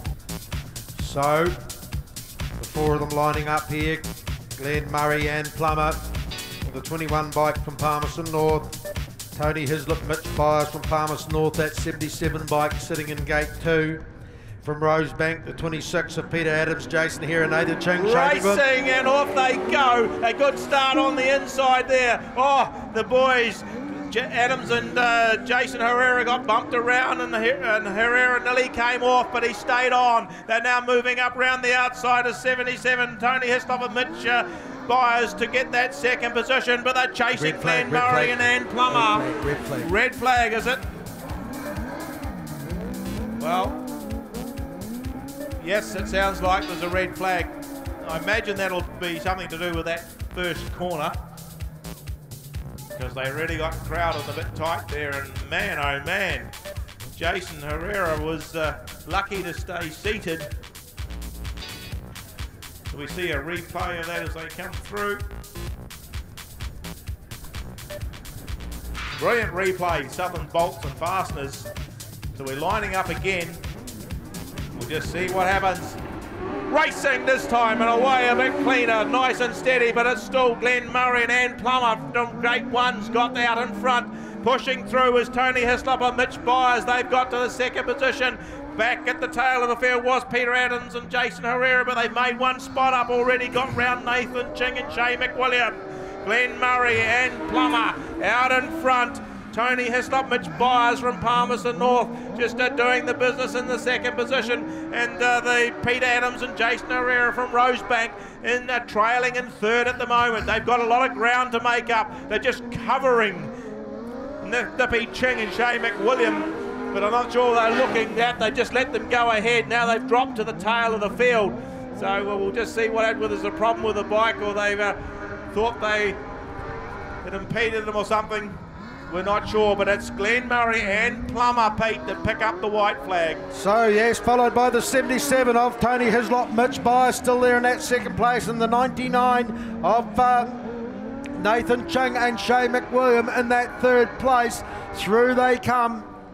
Through that seat right turn, Tony Hislop, Mitch Byers on that 21 bike, takes win Glenn Murray and Plummer, Then the 77 of Tony Hislop, Mitch Byers in that second place. Then the 8 bike of Nathan Ching and Shay McWilliam from Nelson take out third. And Peter Adams and Jason Hire from Rosebank come into that fourth position. We have a race time of 74.57, 74.57. I'm not sure, Pete, but I think the tyre on Peter Adams and Jason Herrera on the 85 bike may have just had enough. They seem to be struggling with some traction through there. Certainly did. So the 71 bike of Tim and Sian Plummer. The 23 bike of Kevin McDonald, Carl Hosey. The 84 bike of Stan Ross and Chris Leedon. And the 72 bike of Chris Early and Nathan Davis. Just waiting on Jason Kennedy and Johnny Casey. They're just making their way down the pit chute now.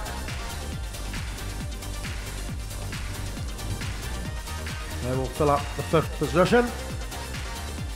So we get a bit of a handle on where they're going to sort themselves out. Warwick, it looks like Chris Early, Nathan Davis have gone into gate 2. It looks like the 34 of Jason Kennedy, Johnny Casey are in gate 1.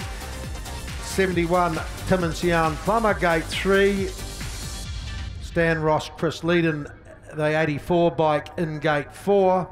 And Kevin McDonald, Carl Hosey right here on the outside in that 23 bike. Yes, it'll be a bit tighter into the first turn. There's an extra bike yes, there. An extra bike here today in this heat. The 5 of them all tied on points. Tapes up and away they go. Oh, 71, the Plumbers, they had trouble getting away from the line, but it's the 34 of Jason Kennedy, Johnny Casey that are sitting there in first place. Kevin McDonald, Carl Hosey overhaul them as they head down into that South Coast Customs turn. Sitting there in second place, Jason Kennedy, Johnny Casey. Third place is Stan Ross, Chris Leedon, and then we've got Chris Early and Nathan Davis. But it's Kevin McDonald, Carl Hosey as they come out of that permacoat. Oh, there's somebody goes round and over again. Oh, the red flag will come out for that. Yeah, Kennedy and Casey got crossed up there and tipped over. I think before that it might have been Stan Ross and Chris Leedon. So it may have been a little bit of evasive action being taken there. We'll leave that one up to the officials to see if there is going to be any exclusion or whether there'll be a restart. They were in the second lap. I'd imagine if somebody caused the incident for Jason and Johnny Casey to well, hard to say. Does we get the replay here as they go around? Stan was going first. Oh, they both went. What But about they did it to themselves. Second apart. Remember, the winner of this goes through to the repechage. Tapes up, they're underway once again. Kev McDonald, Carl Hosey get away pretty smarty, but it's Jason Kennedy and Johnny Casey in that second place. Chris Early, Nathan Davis sitting there in that third place. So it looks like Tim and Sian Plummer have gone to the infield. They've called it quits. So Kev McDonald, Carl Hosey, they've got a 3 or 4 bike length over Jason Kennedy and Johnny Casey. Chris Early, Nathan Davis still sitting there in that third place. Kev McDonald, Carl Hosey, pretty smooth out of that total conveyor turn. Back down into the South Coast Customs turn they go, with about 5 or 6 bike lengths over Jason Kennedy and Johnny Casey, Chris Early and Nathan Davis. Through that Rogers Yamaha turn they go once again. Kev McDonald, Carl Hosey keeping it all together here. It looks like Chris Early, Nathan Davis have called it quits as well. So it's just Jason Kennedy and Johnny Casey left in the hunt here. Kev McDonald, Carl Hosey will get that white flag. Jason Kennedy and Johnny Casey still there in that second place. Down the back straight for the final time. Kev McDonald, Carl Hosey. Through the Newfield Autos turn they go. Out they come. The checkered flag awaits them. They will be the guys that go through to the repechage. Jason Kennedy and Johnny Casey having to be content with second place there. Hard luck for Chris Early and Nathan Davis, who ended up going infield along with Tim and Sian Plummer, who obviously had a bike problem. They were a bit slow off the start, and then the bike seemed to stop down there in turn 1. So hard luck for them. So Kev McDonald, Carl Hosey, they've done it the hard way, and they're through into the repechage. Remember, it's the first 2 out of each repechage that will make up the final 16. There's 12 already through to the new. As Warwick mentioned, the first 2 are through for tomorrow in the New Zealand Southern Bolts and Fasteners New Zealand Sidecar Champs. Third becomes a reserve. Right, so it's sitting on 1 there. Erwin Tree, Nigel Cookow. Teammates, Luke Thwaites, Neville Chalmers, 29 on gate 2. 88, Josh Wells, Regan Feet going from gate 3. From Nelson, 8, Nippy Ching, or Nathan Ching and Shay McWilliam from 4. And all their teammates from Nelson, 80, Drake and Kieran Satherley on bike 47 from 5. So it's on for young and old here. These guys are going to be desperate. 2 of them have got to want to get in. The whole lot of them want to get in, but 2 of them are only going to get in. Tapes up and away they go. The 88 got away pretty smartly.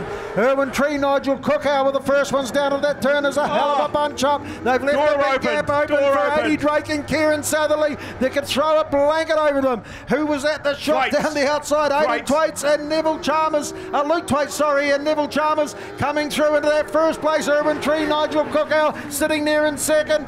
Then third place, it looks like, is the green bike, 80 Drake, Kieran Satherley having a battle there for third. They've been overhauled again by Josh Wells and Regan Feck as they go down into turns 3 and 4 once again. But it's Luke Thwaites, Neville Chalmers leading the way from Erwin Tree, Nigel Cookow, the 88 of Josh Wells and Regan Feck still sitting there in third place. 80 Drake, Kieran Satherley still there in fourth. And in fifth place is Nathan Ching and Shay McWilliams. Through they come once again. Luke Thwaites, Neville Chalmers, bring them home. Yes, no, these 2 are out front. They've got it quite cemented at the moment. There's still a hell of a battle going on. It's Josh Wells chasing pretty hard. Regan Fick, they've drifted out wide. That's let 80 Drake come through and Kieran Satherley. But the first 2, that's where you've got to be. Out in front, 29, Luke Thwaites, Neville Chalmers. They go through. So too does 95, Erwin Tree and Nigel Cookow. Third home in that one was the 47 from Nelson, 80 Drake and Kieran Satherley, followed in by the 88 Josh Wells and Regan Feet. And rounding out the field was the 8N Nathan Ching and Shay McWilliam. Well done, boys. Luke Thwaites, Neville Chalmers, Erwin Tree, Nigel Cookow get to represent Oreti Park tomorrow, along with the other ones in the Southern Bolts and Fasteners New Zealand Sidecar Champs. Right, heat 2 of the repechage, or repechage 2 as it were. Oh, the timekeepers have gone to sleep. Craig McMaster, James Dawson, they'll go out of gate 2 on the 43 bike. Gate 1 is Peter Adams and Jason here on the 26 bike, or the 85 bike it is, but anyway. Gate 3 is Jason Harper, Mark George on the 16 bike. Corey Lang, Gus Elliott go out of gate 4 on the 74 bike. And the 23 of Kevin McDonald and Carl Hosey go out of gate 5. Well, I didn't find out what the problem was. I didn't get down to see them, Craig McMaster, James Dawson, because they only had to get a point in their last heat. They would have been through. Now they're facing a repechage, but they're in there on gate 2. The one to what Peter Adams, Jason Herrera have got that 85 bike flying, although it did struggle with the surface in the last one. They start from gate 1. Kevin McDonald qualified in that runoff, goes from the same gate position again, gate 5 on bike 23, and 74 Corey Lang and Gus Elliott come in on gate 4. Same deal, first 2 through, third place takes the position as a reserve. All lining up. Last one for the day, qualifying. Southern Bolts and Fastest New Zealand Sidecar Championships. They're all ready. There was a movement from the front, from what I saw down on gate 1, and then McMaster balked. He saw it and he moved. I'm not sure about the rest of them. Where's the replay? Here it goes. He's pointing the finger straight to gate 1. You did it. And I went. So we'll wait and see. Anyway, lining back up again. Peter Adams, Jason Hera. In beside them, the 16 of Jason Harper, Mark George, Corey Lang, Gus Elliott. Out here in gate 4 and out in gate 5, Kevin McDonald and Carl Hosey. Here we go. Once again. So in line, the last one's coming in, Corey Lang, Gus Elliott. Pete Stennings is correct, Joe Hughes is right, the red. Off they go this time, cleaner this time. Kevin McDonald, Carl Hosey got a flyer from the outside, but evenly matched from the inside with Peter Adams and Jason Herrera. The 16 of Jason Harper, Mark George made a good start too. They put the pressure on McDonald. He's got to go wide. He's trying to tramp round the outside. Harper and George chasing pretty hard as the Aucklanders, Peter Adams, Jason Herrera. They've got the front on the Pink Ladies bike, a little bit squirrely there. Harper had to back off as they came out of that turn, but it's still Adams and Herrera out in front. Harper and George in behind. Here comes McDonald. He's decided we'll have a look too. If Harper goes wide, I'll come in. No, I'm going to go wide. I'm going to try around the outside. Can I get some drive? Lang and Elliott just sitting in there behind, trailing in the third spot at the moment. They're swinging on round. The white flag's coming out. So Peter Adams and Jason Herrera on the Pink Ladies 85 bike, just leading the way. One more lap to go out of the Permacoat roofing turn. They've gone wide. McDonald's making a push on the inside. Here comes Harper. McDonald's back on Harper's tail. They've all closed up for the run home. 26, Peter Adams. Jason Herrera's going to get through. The second spot, Harper on the line. Harper just hanging on to that second spot on the line. These boys, well, girls, you won't be buying or making tea tonight, I can tell you that. You've probably got a free weekend out of these fellas. Brilliant win there from 26. Peter Adams, Jason Hera taking the win. A hard-fought second from Jason Harper, Mark George, who got chased pretty hard all the way by Kevin McDonald and Carl Hosey.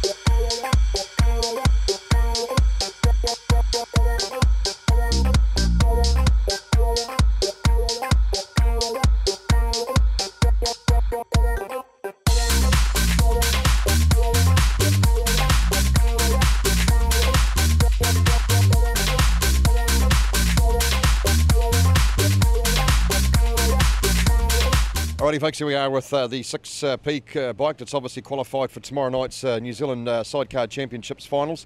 And Derek Ramsey, mate, the bike just seems to be dialed in beautifully. You know, we've got it humming now, hey, but yeah, just tomorrow's a new day, so we'll just cross that bridge tomorrow and line up and get into it. I would imagine you've learned all your mistakes you're down for the, for the Burt Munro, so you're becoming well drilled and well prepared for this one. So I suppose you can sort of sit back and watch the repercharges now and just see who's going to join you in the finals. Yeah, it'll be good. Yep. Yeah, that'll be pretty much it. Sit back and see who's going to come through. So there's a lot of good riders out there wanting it for tomorrow. So yeah, it'll be good, hard racing. So yeah, good. Okay, folks, here we go. Oreti Park Speedway and Jason Harper, 16i, mate. It's the hard way of doing it, but you're through, and it doesn't matter how you do it, does it? No, it doesn't. I said earlier in the day, as long as I can get through, tomorrow's a different day, different track.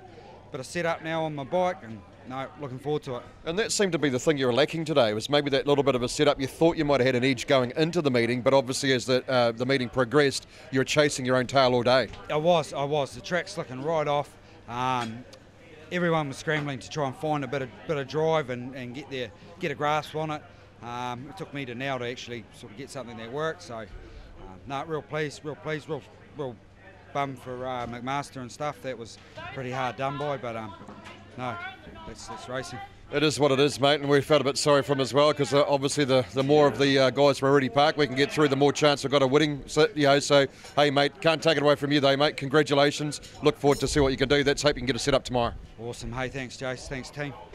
Okay, folks, here we are at Oreti Park Speedway for the 2016 New Zealand Sidecar Championships, and one of the smooth riders of today, of course, is this man here, 48, Sean Kerr. Now, Sean, mate, the bike looks like it's performing well. You're performing well. You got through. That must have been, well, that's mission one completed, isn't it? Yeah, it is. We actually struggled on our first race today, and I was a bit worried, but each race after that, we just got better and better, so now she's looking good. But, of course, you would have a bit of track knowledge here. You know what the track was going to do, so you would have set it up accordingly? No, well, the track's been changing last couple of meetings, so I don't feel like we've had much of an advantage at all. That's a bit of horrible, isn't it? You want to have that little bit of an advantage, but I see the boys are working hardcore on the bike at the moment. Is that to try and get a setup that'll work for you tomorrow? No, well, yeah, kind of is, yeah. Yep. You don't want to give too much away, do you? No, we don't. Okay, so obviously you've got a good bunch of crew behind you, good sponsors. Who looks after you on the bike, bud? Yeah, we've got a good crew. We've got Central South and Logan, Agwell Engineering, Southern Bolts and Fasteners, Creation Signs, Ashley's Garage. Yeah, I think there's a couple of others I can't quite think of at the moment. But that's all right. As long as you get them right tomorrow when we crown you 1NZA, that's probably the main thing. But tell us, happy with everything else the way it's going? Yeah, I am happy now. Yeah, like I said at the start of the day, I was a bit worried, but no, she's all good now. So tomorrow's a new day. Exactly that. Doesn't matter how you qualify, as long as you qualify. Repercharge, you'll go and watch that and just sit back and maybe relax a little bit better now? Yeah, we can now. We're going to go and wash the bike up tonight and get it ready for tomorrow. So. Okay, folks, here we are with the X1NZ, because Derek Ramsey just told me you were. It is, of course, the 78P. It is Paul Humphreys. Now, Paul, of course, you've made it through, so that's probably the first hurdle climbed. You're looking very good. Didn't lose a heat tonight, so must be stoked with the way the bike's going. Yep, bike's going well. Got the new swinger. He's dialing in good. Track's pretty slick. Everyone saw that today, and so I don't think everyone did it really easily. Just had to persevere and be consistent without spinning out and get out of the gate quick and just hold your line but be quick. So I think the experience showed with the other Palmy guys and stuff, and the top guys in the Invercargill here, which are track knowledge, they showed as well. And it went slick. It went like concrete. It was unbelievable. So, and I know the guys at the track here, the track curators, will turn it upside down tonight and really look after it and spend a bit of time on it. There's a lot of wind and a lot of sun today, so it really paid dividends on the track. So it wasn't easy. It was you might as well have gone to a radial. We saw one guy on a radial and he got a second just before. So it's just they don't get out of the gate as well as a solo tyre. So yeah. So no, we're happy. Done all the hard work now, so we can sit back and watch a couple of repercharges and watch a few good battles. I imagine will happen now. So pretty happy, pretty stoked. I suppose that's probably the best thing about it is no repercharges to worry about. You can sort of pack the helmet away now, go and sit down and watch these repercharges and sort of see who's going to join you for the final tomorrow night. What's the plan for tomorrow? I suppose it doesn't matter how you qualify, as long as you qualify. But now tomorrow, another day. Another day, start fresh. Forget about today. Just soak it all up, take it all in, what we learnt today. As I say, Patrick's my new swinger, so he's learning every day, and we're communicating. And I've got a few spotters watching us and watching him and saying if he's doing things wrong or whatever, which is good. I need that, because otherwise you've got to rely on people like yourself on footage to learn from, and it's crucial. So we appreciate you guys doing your work as well. And so yeah, new day tomorrow, and hopefully we'll go out and have a look at the track and walk the track tomorrow, and hopefully there's no rain and stuff. But hey, if there's rain overnight, that'll be awesome, because we know what this track's like. It's the best track in the country, and for the sidecars, and that's why it's worth travelling this far, and making an effort. So yeah. What would it mean to you though to go away from here with the 1NZ? Oh, it'd be epic. Yeah, it'd be epic. It'll really put a smile on the face, and Patrick, he'll just be mind blown. Like, he's chomping at the bit as it is. He's only 22. He's hard up me, so it's good, and I need that. It'll be a wicked if put a third title on the bars, or fourth 1NZ on the list. It'd be fucking. That'd be unheard of. Yeah, that'd be nearly the F word. Yeah. Okay, so of course you've got some good sponsors on the side of the bike as well, of which I actually knew one of your guys who was a sprint car driver, I believe. So that is correct. So who else looks after you? Well, we've got AFC Motorcycles and Graphics HQ, and basically Menifee's the main sponsor. He really looks after me. We can't take it away from AFC. They've been backing me from word go, and basically it's my back pocket. Scott Ado, Dylan Carney lead the charge. Grant Lightfoot, Phil Rooney to 39.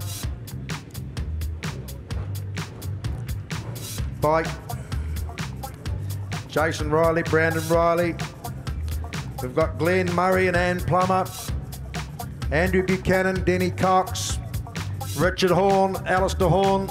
Brad Sharp, Lance Jeffcoat, Aidan Thwaites and Shane Twist, Dave Gannon, Raymond George, Derek Ramsey, Matthew Ramsey, Fraser and Johnny Gillespie, Irwin Tree, Nigel Cookow, James Douglas, Ricky Pubbin, Luke Thwaites, Neville Chalmers, Jason Harper, Mark George, Peter Adams, Jason Hera, Sean Kerr, Robin Poole, Jamie Moen, Stephen Tomasin, Paul Humphrey and Pat Larson. They are all the qualifiers in the Southern Bolts and Fasteners New Zealand Sidecar Champs.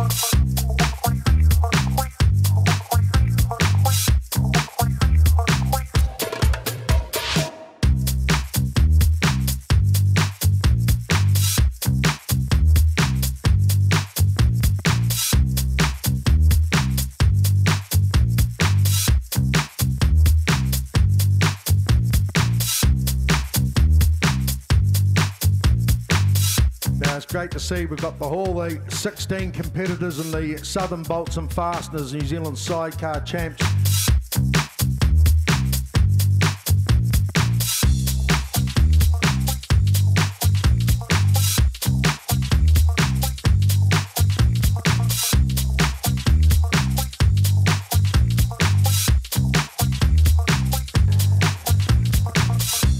So we hear some noise from down here beside us, and the first ones are coming up, and it will be Glenn Murray and Ann Plummer, registered to Palmerston North. Glenn from Palmerston North, Ann from Auckland on gate 1. 3NZ, Andrew Buchanan and Denny Cox from Palmerston North, registered there to Moore Park in Christchurch from gate 2. current New Zealand champions, 1NZ, Richard and Alistair Horn from Palmerston North going from gate 3. And the local hopes in this one, 24, Bradley Sharp and Lance Jeffcoat from Oreti. A big happy birthday must go out to John Lyons for today. Our starter does a fantastic job here, so a very happy 56th birthday to you. Tapes going away they go. Who gets the best of it? Oh, Bradley Sharp and Lance Jeffcoat get tied up with Richard Horn and Alistair Horn from Palmerston North, but out in front it looks like it's Andrew Buchanan and Denny Cox that lead the way. In that second place it is the Horn brothers. The 1NZ bike got through into second. Brad Sharp, Lance Jeffcoat sitting there in third. The 21 bike of Glenn Murray and Ann Plummer from Palmerston North are in fourth. But look at Andrew Buchanan and Denny Cox. They have got this well and truly as they come through turns 3 and 4 once again. In second place, the 1NZ bike of Richard and Alistair Horn, and sitting there in third place, the Oreti boys, Brad Sharp, Lance Jeffcoat, and Glenn Murray and Plummer round them out. Down into turns 3 and 4 they go once again. Can you bring them home, Warren? Yes, it's the 3NZ. Andrew Buchanan, Denny Cox pick up the white flag. They're stamping their mark on this championship early on. A big commanding lead as they go down the extreme carts back straight for the last time. Current champions Richard and Alistair Horn holding that second position, followed by Bradley Sharp and Lance Jeffcoat on the 24 bike. It's 3NZ that take the win. Buchanan over the Horns on the 1 bike, 24. Bradley Sharp and Lance Jeffcoat come home in that third position, followed by 21 Glenn Murray and Ann Plummer. So 3 points for the win, 2 for second, 1 for third place. That's the deal. We're just getting a time. 69.78. That's a cracker, that one. 69.78 is the time for the first heat. Heat 2 of the Southern Bolts and Fastness New Zealand Sidecar Champs. Aidan Twaite, Shane Twist, the 58 bike going to gate 1. From Kihiki, Dave Gannon and Raymond George on that 4 bike go into gate 2. Derek and Matthew Ramsey from Palmerston North on the 6 bike will fill gate 3. And our local hopes in this Southern Bolts and Fastness New Zealand Sidecar Champs, Fraser and Johnny Gillespie, will go into gate 4 on the 11 bike. I see there's a good article in the Southland Times this week on Derek and Matthew Ramsey, father and son team. And it looks like they're racing on the 8N bike at this stage. So they must have a problem. So anyway, they're in the line. Nippy Ching's bike. Off they go, but it's creeping on there. Who's it into the first turn? Aidan Thwaites down on there, but it's going to the second bike in there. Gannon and Raymond George have got out to the front. There comes the chasing from Thwaites. And Shane Twist tight through that turn. David Gannon, Raymond George leading the way. Aidan Thwaites, Shane Twist trying to grill them in. A wee bit of a break from the rest of them. It's the Ramseys, Derek and Matthew Ramsey on Nippy Ching's bike holding that third position, but there comes Fraser Gillespie. He's looking up on the inside, just had to back off a wee bit, not quite close enough. Oh, a bit of a collision there, and Gillespie's bought infield. So as the Ramseys had a wee problem and they moved in and it brought Gillespie in. I'm not sure we'll get you the ruling there. The race continues. It's a red flag coming. Wow, we have to do that all again. These boys might not be too impressed with that one, but David Gannon, Raymond George leading them through from 58, Aidan Thwaites and Shane Twist. I didn't pick that up until now, but the Ramseys obviously have a problem with their bike and we're riding the 8 of Nippy Ching's, and I'm not sure. Something sort of happened there. They came infield. They've taken our replay away. Oh, we haven't got a replay. Oh well. It's gone upstairs. And they thought the referees needed it more than us, Warren. Fraser and Johnny Gillespie were certainly pushed in field, because the ruling with sidecar racing now, or any racing now, is once you cross that pole line, you're deemed to be out and you cannot rejoin the race. So it's Aidan Thwaites, Shane Twist from Oreti will go from the gate 1. David Gannon, Raymond George, who got the jump and fought their way to the front of it and were comfortably out there in the lead, will take their place from gate 2. And if we can get Fraser and Johnny up and underway. They'll go from the outside on gate 4. So a bit of space in the track this time. Have a wee bit of clean air before they get down into turn 1. There was a wee bit of a jam up there in that second heat as they went down into turn 1. They were very close together as they climbed through there until that 4 bike of Dave Gannon and Raymond George started to pull away. So take 2, Southern Bolts and Fasteners, New Zealand Sidecar Champs, Heat 2. We're just waiting for Fraser and Johnny Gillespie to come into line. 2 top contenders on gates 1 and 2. The starters are happy. Off we go, and Fraser Gillespie gets a good run from the outside as they try to close it. Oh, Aidan Thwaites pretty close to that pole line as they went through there. He's dropped back to the tail of the field. Now he tries to power up. He locks on the outside, inside now of Fraser Gillespie. Gives him a wee push across the track, but it's David Gannon, Raymond George out in front at this stage. Thwaites and Twists in that second position. We'll just see how the results will be called on that one, as that first corner looked a bit awkward, but Fraser and Johnny Gillespie still in that 3rd spot. Into the Newfield Autos turn they go, evenly spaced now, Pete, about 2 or 3 bike lengths, although Gillespie's closing up a little bit on Aidan Thwaites. Out of that Permacoat roofing turn, Gannon goes a wee bit wide, but he's well out in front. So Dave Gannon, Raymond George leading the charge here with Aidan Thwaites, Shane Twist in hot pursuit in 2nd position. 3rd place is Fraser and Johnny Gillespie. The white flag comes out down into that Seabright blasting panel and paint sign. They go, oh, they've come to grief.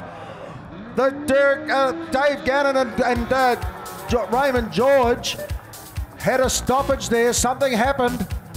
And Aidan Thwaites, Shane Twist run into them. It looks like they've... well, there's something with something serious went wrong. The back tyre let go or something happened. But they're certainly not happy. They're not happy. Not happy, champ. Aidan Thwaites, Shane Twist had nowhere to go. They gave them a little bump as they went past them, but they were going round. Wow. Just unfortunate. So they've lost a chain, have they? What are they picking up there? Oh, picking up something. Looks like a chain. Well, unfortunate for Dave Gannon and Raymond George. Well, it's all drama, as my dear mate friend, from Mr. Dreamer would say. More drama than Shortland Street was his line. And we've only had, we haven't even got 2 races done. We're not going to stoop to that level, are we? Oh, no, but he must love it. It's like Jaffa's mate. Anyway, it looks like take 3 it's going to be of the New Zealand Sidecar Champs. The Southern Bolts and Fasteners New Zealand Sidecar Champs as Heat 2, proving to be a little bit difficult to get done and dusted, Warwick. Yeah, but it certainly is. It will be Aidan Thwaites, Shane Twist, Fraser and Johnny Gillespie. Well, I think these, I'm not sure, we'll check it out, but I think the best thing to do is they're going to put these bikes back in and they may rerun this heat later, because there's obviously a problem there with the Thwaites bike in that collision, which wasn't of his making. So they may be we'll just try and check that out and see if that is what has happened.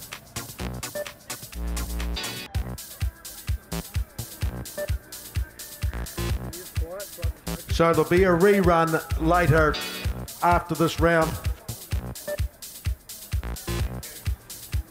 Yeah, so there will definitely be a rerun with Aidan Thwaites, Shane Twist and Fraser and Johnny Gillespie, just while Aidan gets that bike checked over and they can do this rerun. We'll do that after we've run another couple of heats of the Southern Bolts and Fasteners New Zealand Sidecar Champs. Let's hope we have a little more luck with Heat 3 of the Southern Bolts and Fasteners New Zealand Sidecar Champs. The 95 of Erwin Tree and Nigel Cookow from Oreti. This is an all Oreti heat actually. The 44 of James Douglas and Ricky Pubbin are in Gate 2. The 29 of Luke Thwaites and Neville Chalmers are in Gate 3. And the 16 of Jason Harper and Mark George are in Gate 4.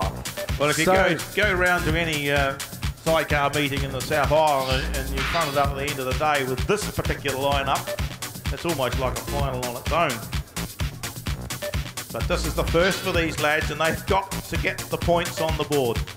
They have 5 races each. They meet everyone once, and it's the top 3 that goes straight through, and there is only one last chance. So this time they're all happy. Dolly takes up away. They go to 44 Eye of James Douglas and Ricky Pubbin got away pretty smartly, but Erwin Tree and Nigel Cookow are the first ones down that turn. Jason Harper, Mark George have come up at the second. We've got James Douglas and Ricky Pubbin that have taken a bit of a command. They go a wee bit wide. They're just holding first place, second place Jason Harper, Mark George, third place Luke Waits, Neville Chalmers, and fourth place is Erwin Tree, Nigel Cookow.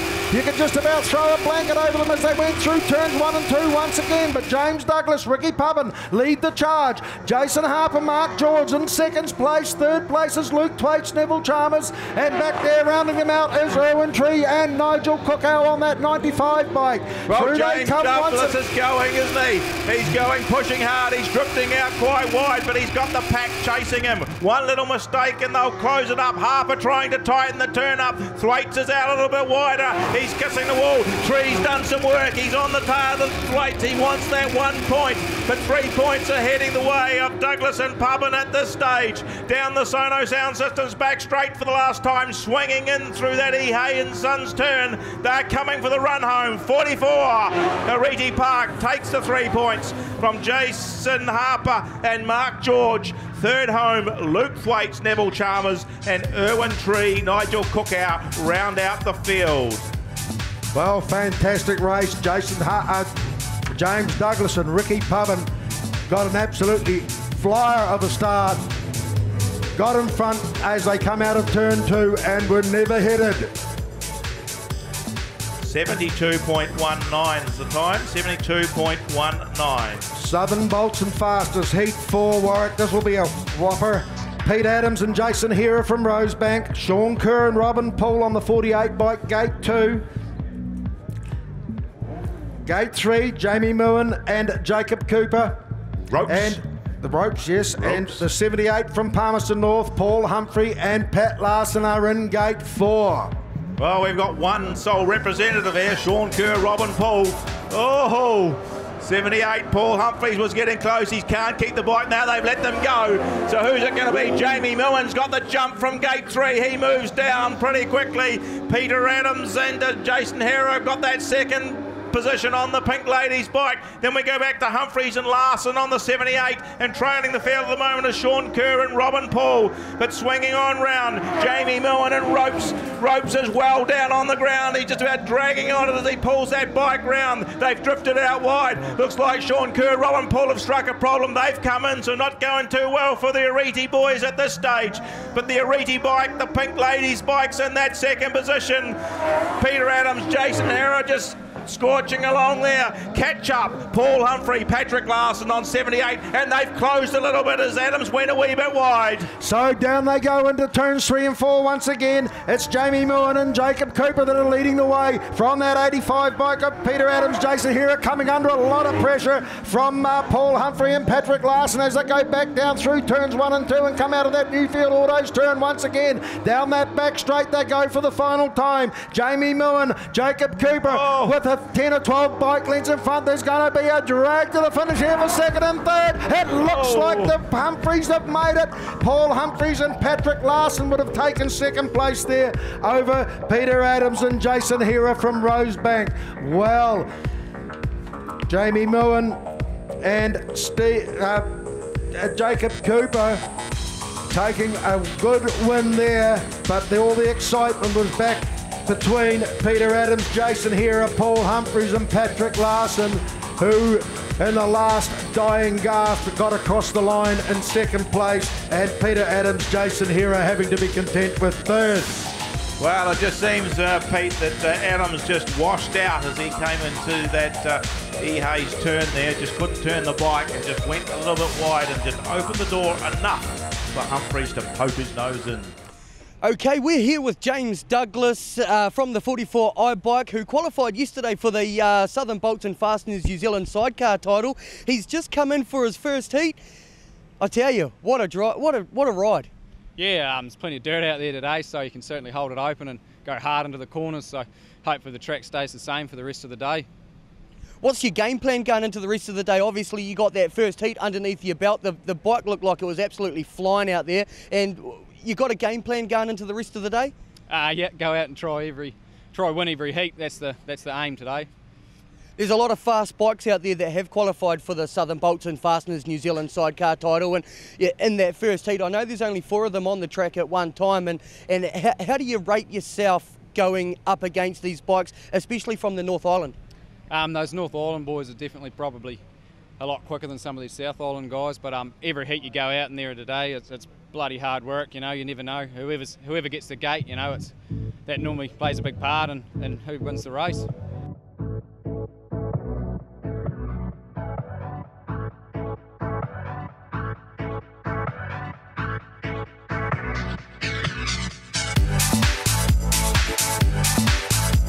Well, I heard him giving it a bit of a handful there a bit earlier on, and it sounded to be running reasonably cleanly, but doesn't sound what you'd call 100, Warwick, as they came down that pit lane, but never. Let's just hope that it doesn't let them down and they can remain competing. Good to see such a good crowd in, Pete, for this Southern Bolts and Fasteners New Zealand Championship. Yes, you get good support for some of the major meetings down here, and you know, we hope you enjoy your day. It's quite good. No big strong wind like we had yesterday for qualifying. A bit more pleasant. Yes, a lot easier on the track, not drying out as fast with that savage wind. So no, it's great. So here we go. Take 3 of Heat 2, Southern Bolts and Fasteners New Zealand Sidecar Champs. Aidan Thwaite, Shane Twist down in gate 1, Fraser and Johnny Gillespie out in gate 4, tapes up and away they go.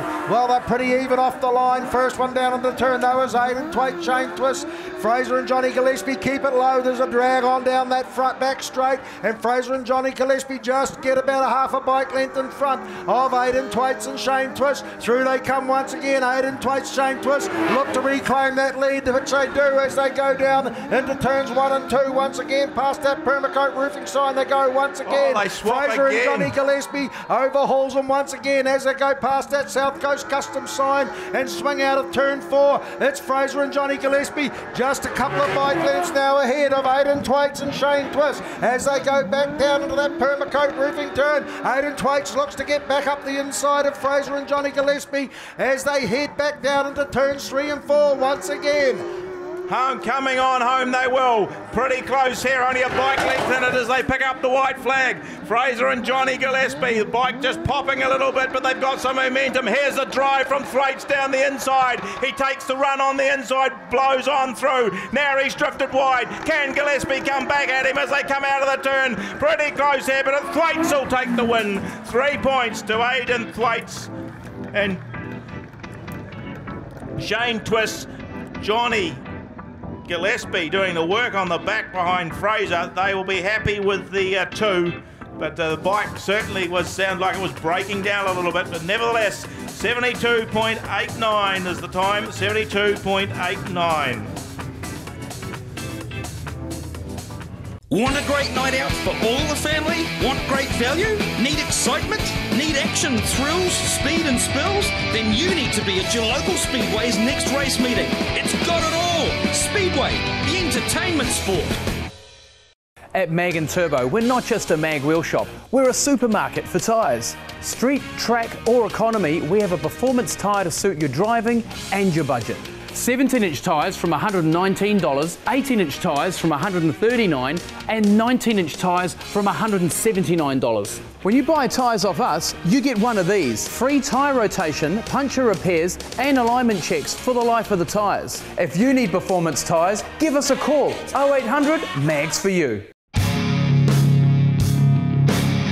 Hi, I'm Scott Williamson and welcome to X Factor Cars. Family owned and operated with 2 locations, Invercargill and Cromwell.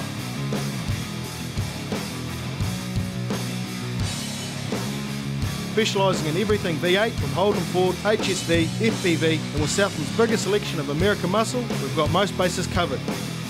You only live once, but if you do it right, once is enough. Get the X Factor. At Hamner Holiday Homes, they pride themselves on offering accommodation solutions to suit almost any budget. Only a short 95 minutes from Christchurch, tucked away beneath the mountains, is Hamner Springs, a nature's wonderland. Whether you're looking for a home the whole family can enjoy, have a barbecue and let the children play free, or a quiet hideaway for two in a peaceful retreat, from the larger house to the small, Hamner Holiday Homes offer it all. HamnerHolidayHomes.com. Book now.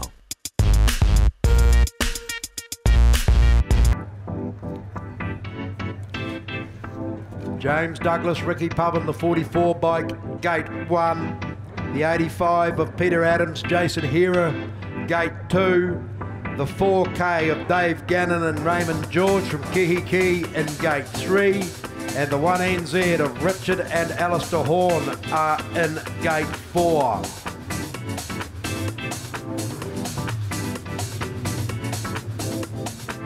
Yeah, well, certainly interesting to see David Gannon, Raymond George with that chain breaking in their previous heat. That one that we had to run about 3 times. They'll certainly want to stamp their mark on this one and get a few points. Of course, the New Zealand champions came second in their first one, so they too would like to grab another 3. Of course, after the 20 heats, that's 5 rides each. The first 3 go direct through to the final. The rest have to contest. Through the river charge to get in. River charge, and only the winner goes through. So lining up here, Southern Bolts and Fasters, Heat 5 of the New Zealand Sidecar Champs. Tapes are up, they're underway. The 85 bike gets away pretty smartly. The 44's in there amongst the mix as well, but from the outside it was Richard and Alistair Horn that are really putting the pressure on, but they've slipped back to 3rd. So it's the 85 of Peter Adams, Jason Hera that are heading down into turns 3 and 4 in front of everybody. The 44 of James Douglas, Ricky Pubbin are out pretty wide. They're holding off in 2nd place. The 1NZ bike sitting there in 3rd. Alistair and Richard and Alistair Horn in 3rd place, and right off the pace here at the moment is Dave Gannon and Raymond George. But through they come once again. It's the 85 of Peter Adams and Jason Hera that are leading the way from James Douglas, Ricky Pubbin, and the 1NZ of Richard and Alistair Horn. Well, the 85 bike get it all wrong. Oh yes, they do, Pete. They said they've struggled with that for a couple of times now on that turn, and they got it all sideways. They've opened up the door to let the 44 of James Douglas and Ricky Pubbin through. Now they come under some pressure from the current New Zealand champions as the flag comes out. They've tightened it up this time, but the momentum's with the New Zealand champions, but they've drifted out wide. 85 bike of Peter Adams, Jason Hera get the bit more drive, but the win's going to 44. James Douglas and Ricky Pubbin, they get the maximum points in that one. 85. Peter Adams, Jason Hera from Rosebank come home 2nd, and 3rd place goes to 1NZ, Richard and Alistair Horn. We lost David Gannon and Raymond George in that one. Obviously still having a problem or 2 there, Pete, and they pulled right in. So James Douglas, Ricky Pubbin will be extremely happy there, scoring 3 points on the board for them. In Heat 6 of the Southern Bolts and Fasters New Zealand Sidecar Champs, Sean Kerr, Robin Poole, the 48 bike, line up in Gate 1. In Gate 2, the 95 bike of Erwin Tree and Nigel Cookow.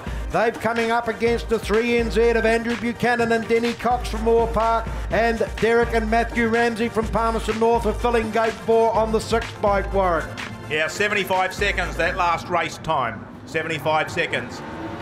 Racing this time, and Buchanan gets the front wheel up and gets down into that turn just fractionally ahead of Erwin Tree, and Sean Kerr and Robin Poole for their 3rd position. Then we go back to Derek and Matthew Ramsey. Ramsey comes inside, he picks up the 3rd position. Oh, they drifted out wide there, and Sean Kerr and Robin Poole banged into the 3NZ, and they've stalled on the track as the race continues. Can they get that bike free? Just trying to push it down now, but Andrew Buchanan, Denny Cox just well out in front. They were lucky they didn't get turned around from that one. They still hold the lead. The Ramsey's in that 2nd spot from Erwin Tree, and Ollie gets it all out of shape with the wheel coming off the track as he goes on round Three evenly spaced bikes now, but now we see 3NZ, Andrew Buchanan, Denny Cox just starting to pull away a little.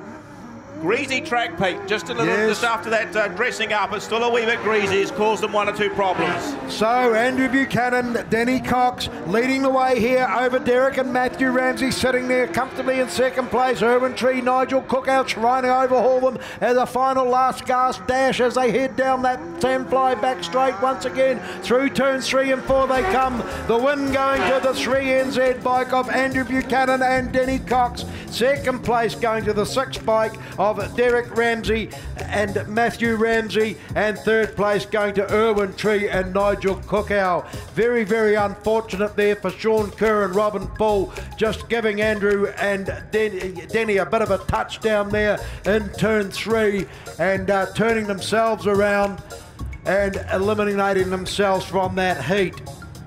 74.78's the time, 74.78. Right, heat 7 of the Southern Bolts and Fasteners New Zealand Sidecar Champs. We will see the 78 of Paul Humphrey, Pat Larson from Palmerston North in Gate 1. Glenn Murray and Plummer from Palmerston North on the 21 bike, Gate 2. Then we've got Aidan Twaite's Shane Twiss in Gate 3 on that 58 bike. And the brother Luke comes in beside him on the 29 bike with Neville Chalmers on the back. They will be in Gate 4. Well, Chalmers has been off and he's cleaned the rut out. Now it's Twiss's turn. Just taking note from the pilot. That's the one I want. Put the wheel in there and we're all set. So Paul Humphreys, Pat Larson, Glenn Murray, Ann Plummer, Aidan Twaite, Shane Twiss, Luke Twaits, Neville Chalmers lining up here. It's heat 7 of the New Southern Bolts and Fasteners New Zealand Sidecar Champs. Tape's Aidan Twaits and Shane Twiss. Well, unfortunate for them, they read it wrong.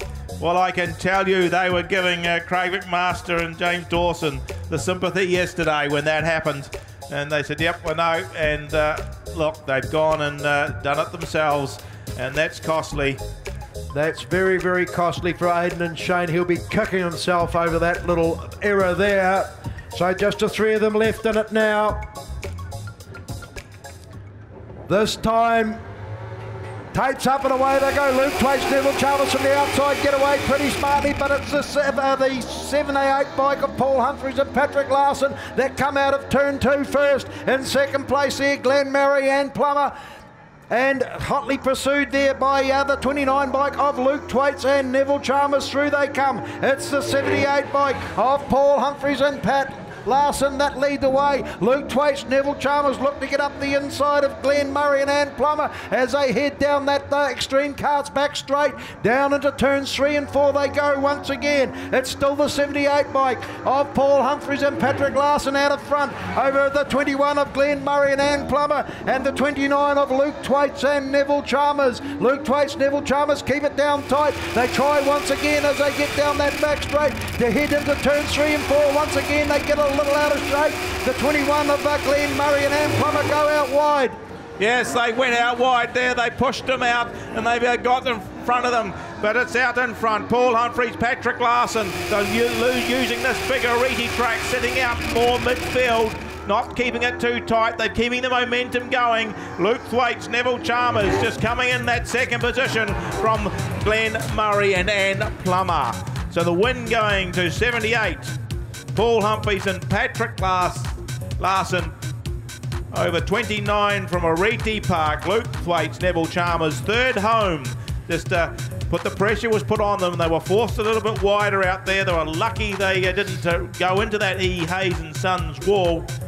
21, Glenn Murray and Ann Plummer in third, and a race time of 73.98. What's sitting on the track? Not sure.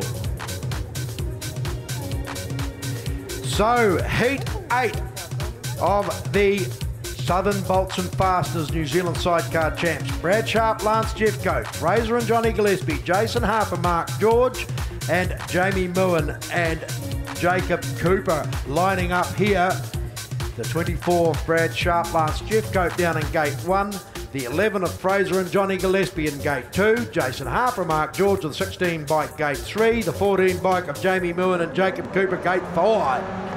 Racing, and it's Moen who gets a good start from the top of the track. He moves on down, gets his nose in front, but he's much sandwiched in there, a bit of shunting going on. Looks like ropes just about got pulled off. Oh, it's a drag race down the back straight. Gillespie on the inside. Moen sitting out there going round them all is the 16 of Jason Harper and Mark George. But the 24, Bradley Sharp, Lance Jeffcoat, they've got the jump on the rest now. Still Gillespie and Moen fighting for it through that Newfield Autos turn.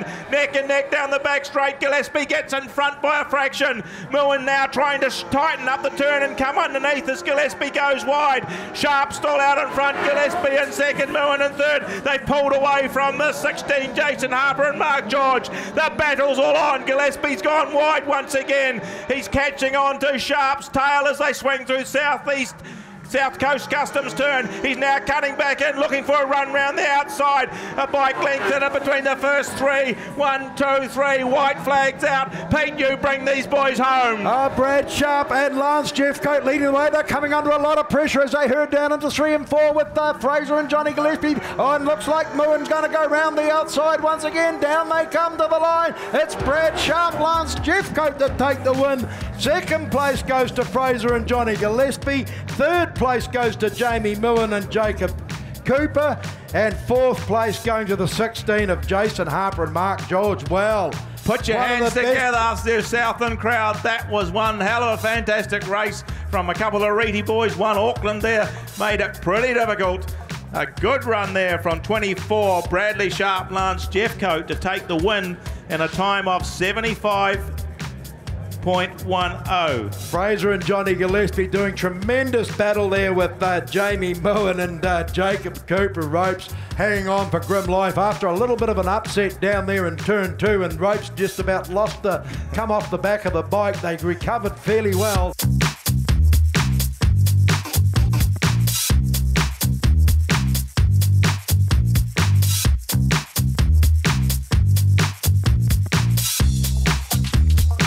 Rightio folks, the Southern Bolts and Fasters New Zealand Sidecar Champs Heat 9 coming up for contest very shortly. They'll see the 16 bike of Jason Harper and Mark George coming into gate 1. The 58 bike of Aidan Thwaites and Shane Twist will be in gate 2. From Rosebank, the 85 bike of Peter Adams and Jason Hera are in gate 3, and the 3NZ bike of Andrew Buchanan and Denny Cox are in gate 4.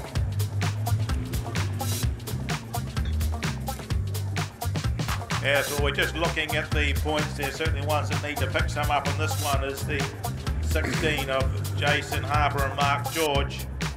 Aidan Thwaites also needs to pull his tally back in. So pretty interesting. It'll be a hard fought heat with 3NZ. Andrew Buchanan and Denny Cox come up onto the outside grid. Last one to come in is the 58 Aidan Thwaites and Shane Twist. So our assistant starters just getting them lined here, just waiting on Aidan Thwaites, Shane Twist to move into place. Their arms are out, they go up.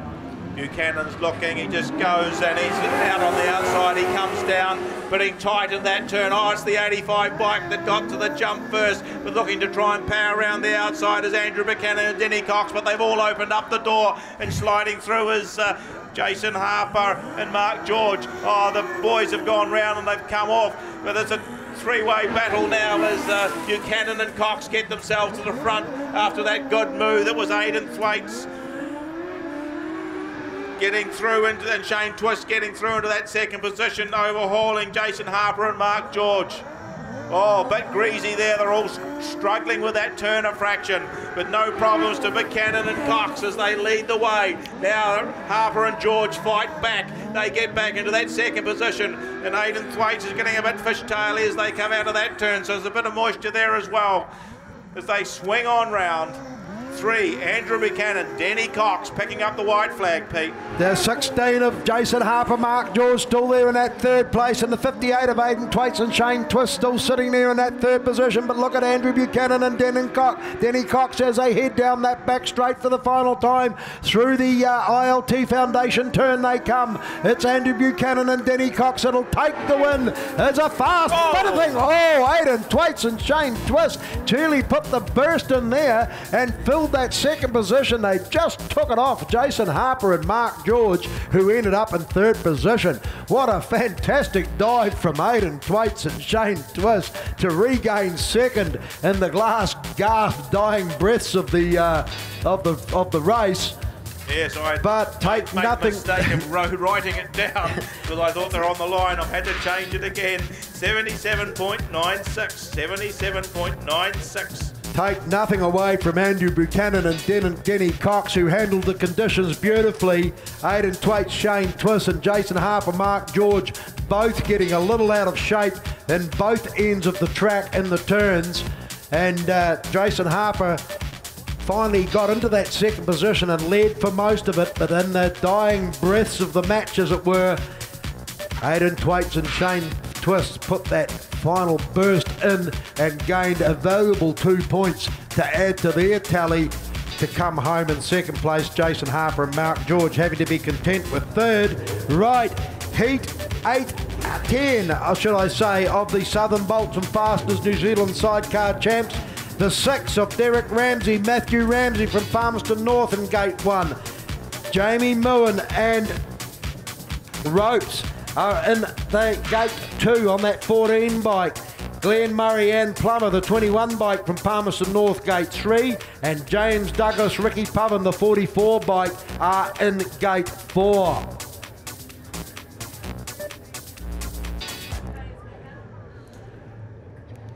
Right, we're just waiting for the 44. James Douglas, Ricky Pubbin to come in on the outside.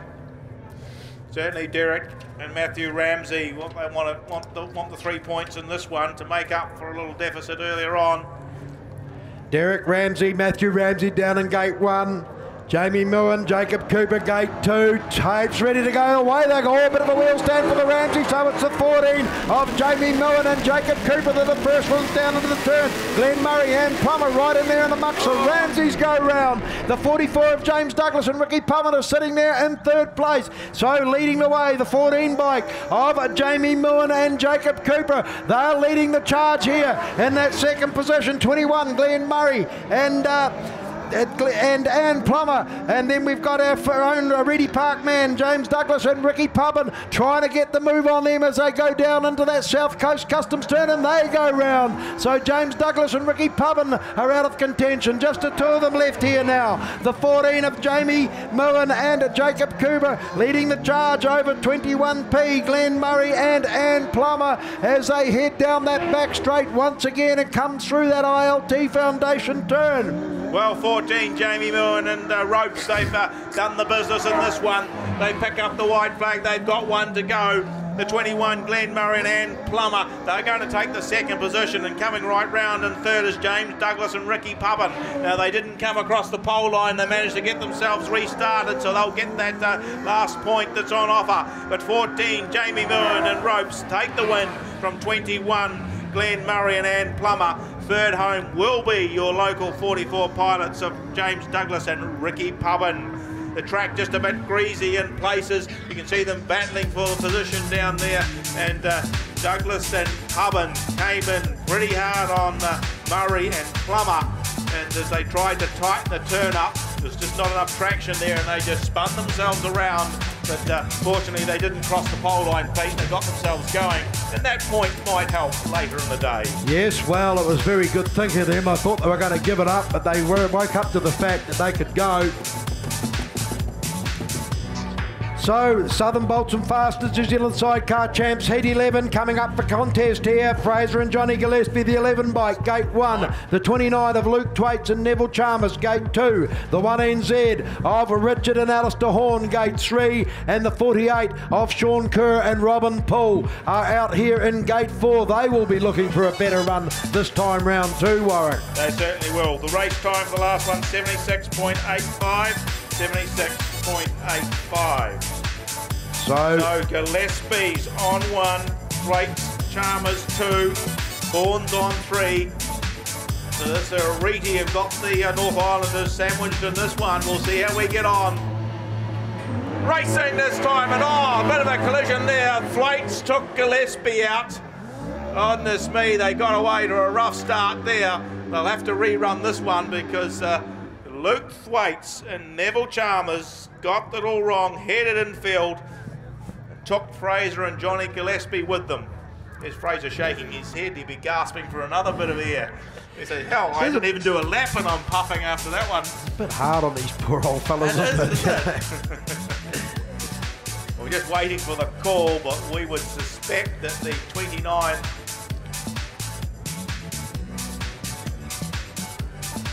Yes, so Luke Thwaites, Neville Chalmers, unfortunately them, back to the pits they go. There'll be a restart with Fraser and Johnny Gillespie, Richard and Alistair Horn, Sean Kerr, Robin Bull. Well, I don't know what's happening, but poor old Fraser's been involved in everything that's happened today, and he's so far he's managed to survive it all.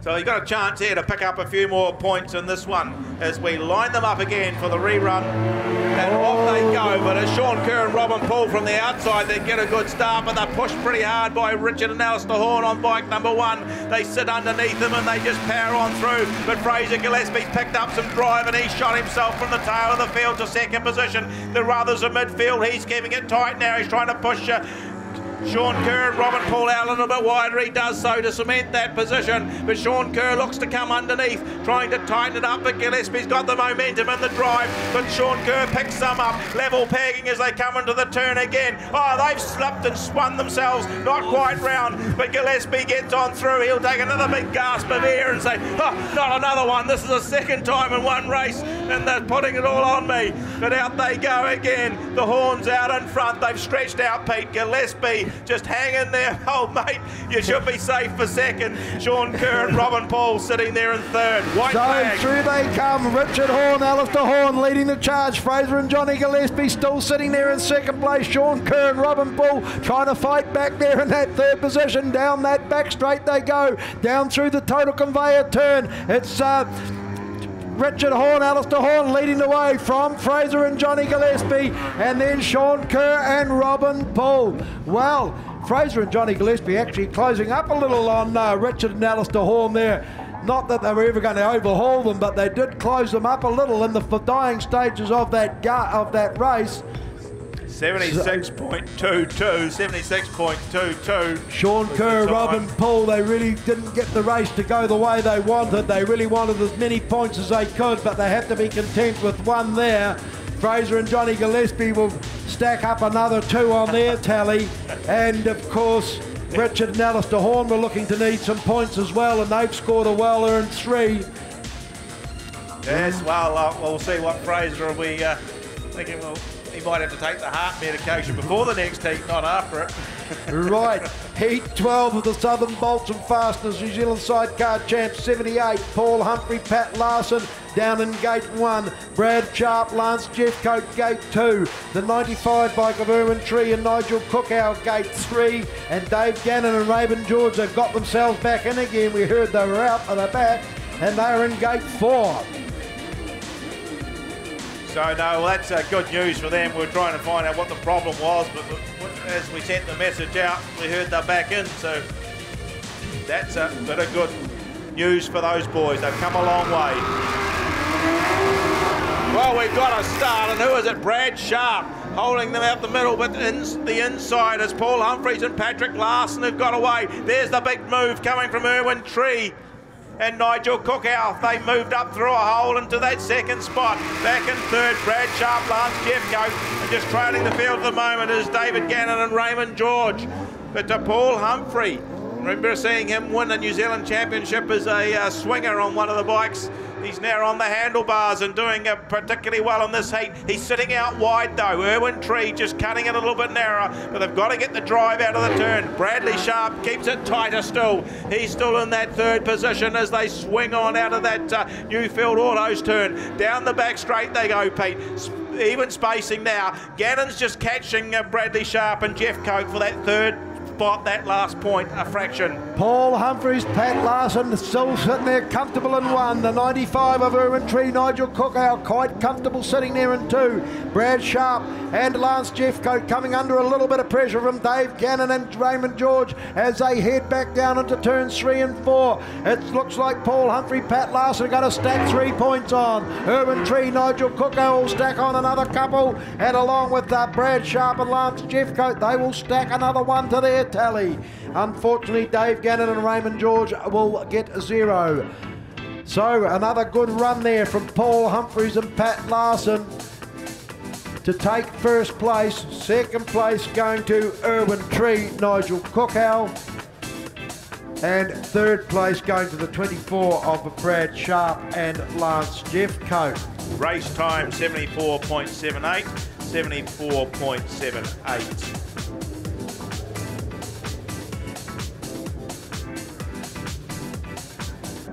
So that's 3 completed rounds. Just totaling up some of the points here. We can let you know, of course, the last race has to be confirmed. There's a 10-minute period after each race. So this will be a little bit unofficial, but we've seen that 3 NZ, Andrew Buchanan and Denny Cox, haven't been beaten yet. They're sitting at the top of the field on 9 points.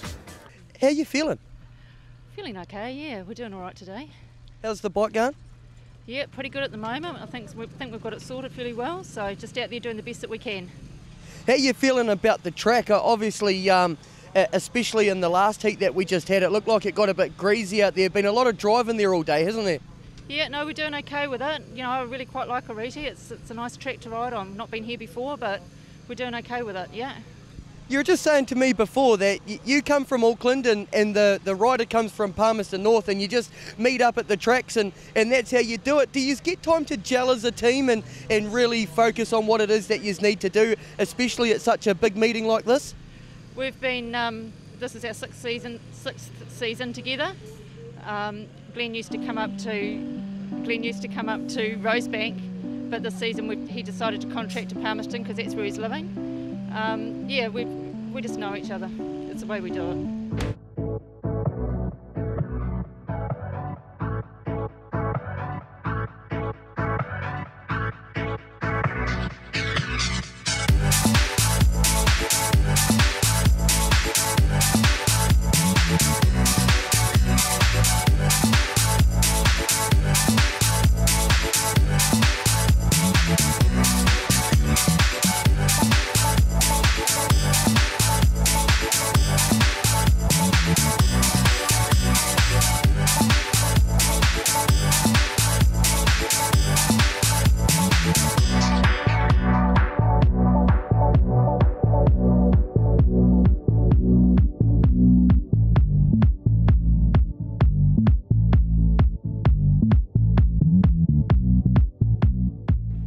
Okay, we are here with Andrew Buchanan, the rider of the 3NZ bike, who's travelled all the way down to the South Island here in Invercargill to be a part of the Southern Bolts' Fasteners New Zealand Sidecar title.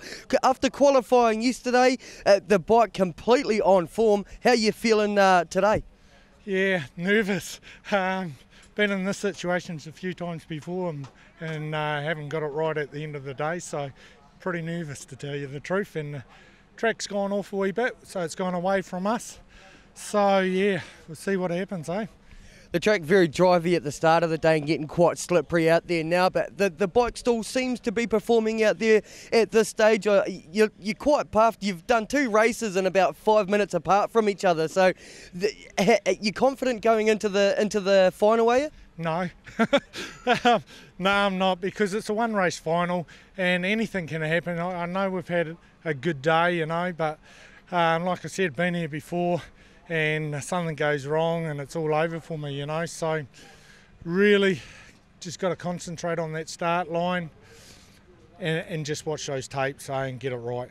That's where it's been working for you, hasn't it? Is off the start, because that bike definitely takes off the start, and if you can get turn 1 and 2 down packed, then you pretty much, if you can get away from the field, I know there's a lot of fast bikes out there and it's going to be a hard one to contest. Yeah, look, you most, yeah, it is going to be hard. I was just going to say, you're most probably better off with a bike with not so much horsepower. But, you know, we've dealt with the cards that we've got, and this is what we've got, so we need to front up and get it right.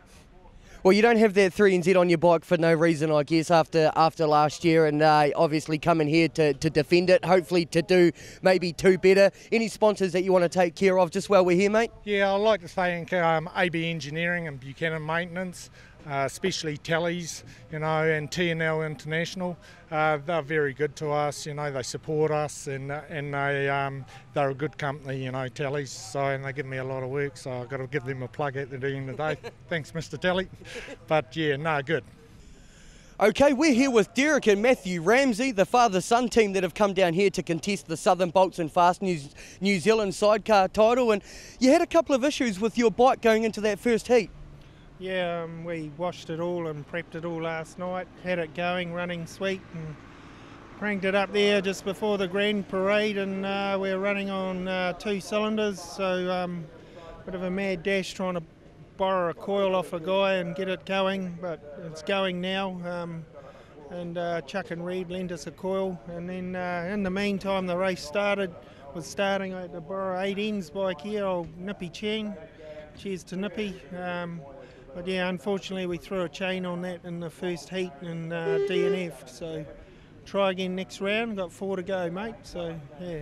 So you now have your bike up and going for the next heat, and in the qualifying yesterday that bike was definitely on form, wasn't it?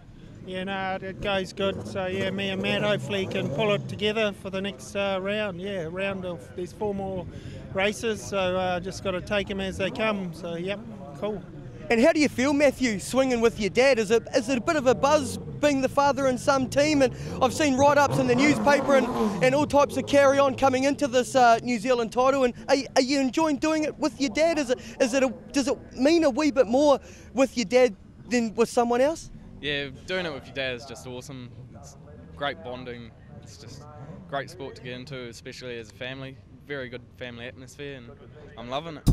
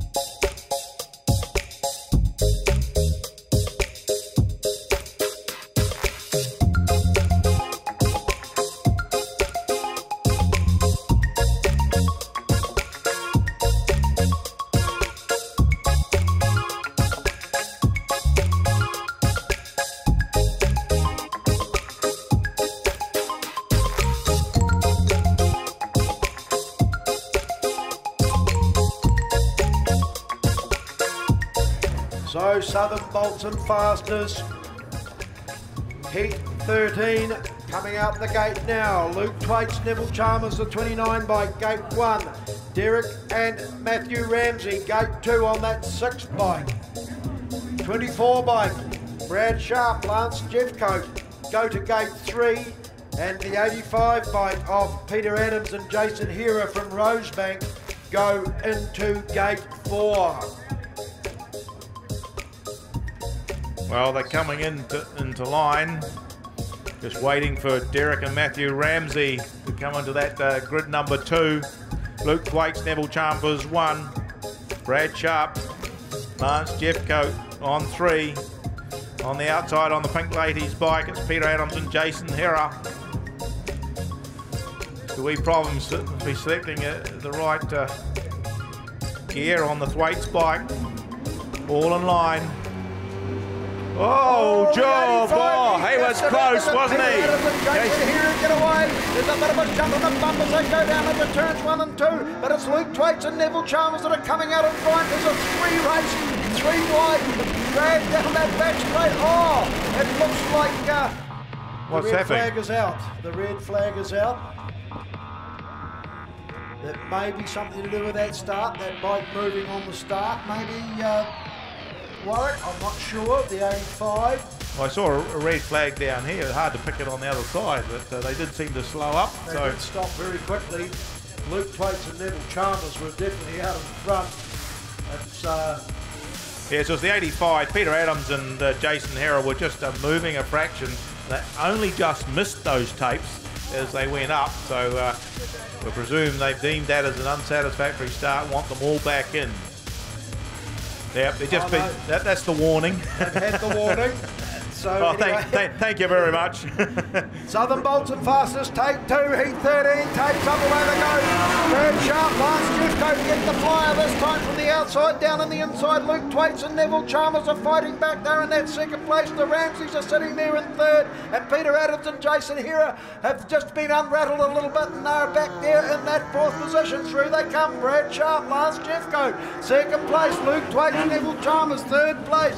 Derek and Matthew Ramsey are sitting there, and then further back we go to Peter Adams and Jason Hera. Down that back straight they go. It looks like Luke Thwaites and Neville Chalmers trying to put a bit of a move on to Brad Sharp and Lance Jeffcoat. They pull it off. The Ramseys get up in the 2nd place. Brad Sharp, Lance Jeffcoat go back to 3rd. Peter Adams, Jason Hera still sitting in there in 4th place. Look at these Ramseys. They're desperate for some points. They're trying to do everything they can to get in front of Luke Thwaites and Neville Chalmers as it goes through that E. Hayes and Sons turn. The white flag comes out. Bring them on home. Yes, Luke Thwaites. Neville Chalmers out in front, but they're hotly contesting this one is the Ramseys. They've gone wide. Can they get some drive down the back straight for the last time? Sono Sound Systems drag race it is as they come into the turn. They've gone out wide on the track, trying to power around the outside. She's a run home here. Who's it going to be? Thwaites just gets there on the line. Brad Sharp and Lance Jeffcoat closed up pretty closely for that 3rd position. But oh man, that was a run home. We could see the Ramseys boys lining that one up to see what they could do. They made the move there as the bike of Brad Sharp and Lance Jeffcoat drifted wide coming out of that Permacoat roofing turn against the fence, and the others got some more drive, powered on through, and then from then on it was the 29 Luke Thwaites and Neville Chalmers who had to hang on for dear life as Derek and Matthew Ramsey chased them to the line. So lining up here, Southern Bolts and Fastest, New Zealand Sidecar Champs, Heat 14. Down in Gate 1, the 3 NZ of Andrew Buchanan and Denny Cox representing Moore Park. The 78 of Paul Humphreys and Patrick Larson from Palmerston North in Gate 2. The 11 of from Oreti Park, Fraser and Johnny Gillespie in Gate 3. And James Douglas, Ricky Pub and that 44 bike are out here in Gate 4. There's no time for that last one, Pete. But no, Sam's pretty busy sorting out some of these later races, so we just let that one go. But Andrew Buchanan leading the points haul on the line. Paul Humphrey, Patrick Larson in there as well.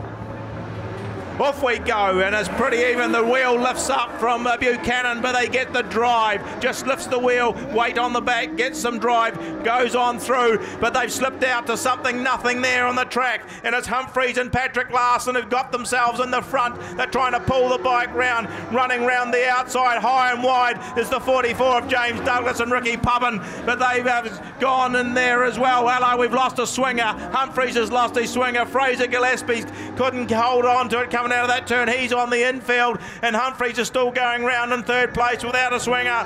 Andrew Buchanan, Denny Cox lead on through. James Douglas, Ricky Publin sitting there in that second position as they come on round. Douglas and Publin just seem to be closed up a little bit on Buchanan for an instance, but now he's got away again. Humphreys has found a red flag now. Oh, well, that was all go, Warwick. Well, it was, but I thought that Humphreys actually has come in, so I'm not sure what the reasoning was, why it... well, it was stopped, put it that way. Can't say any more. It was stopped. As Patrick Larson just came unseated from the Humphreys bike, and he did a whole lap round there without him.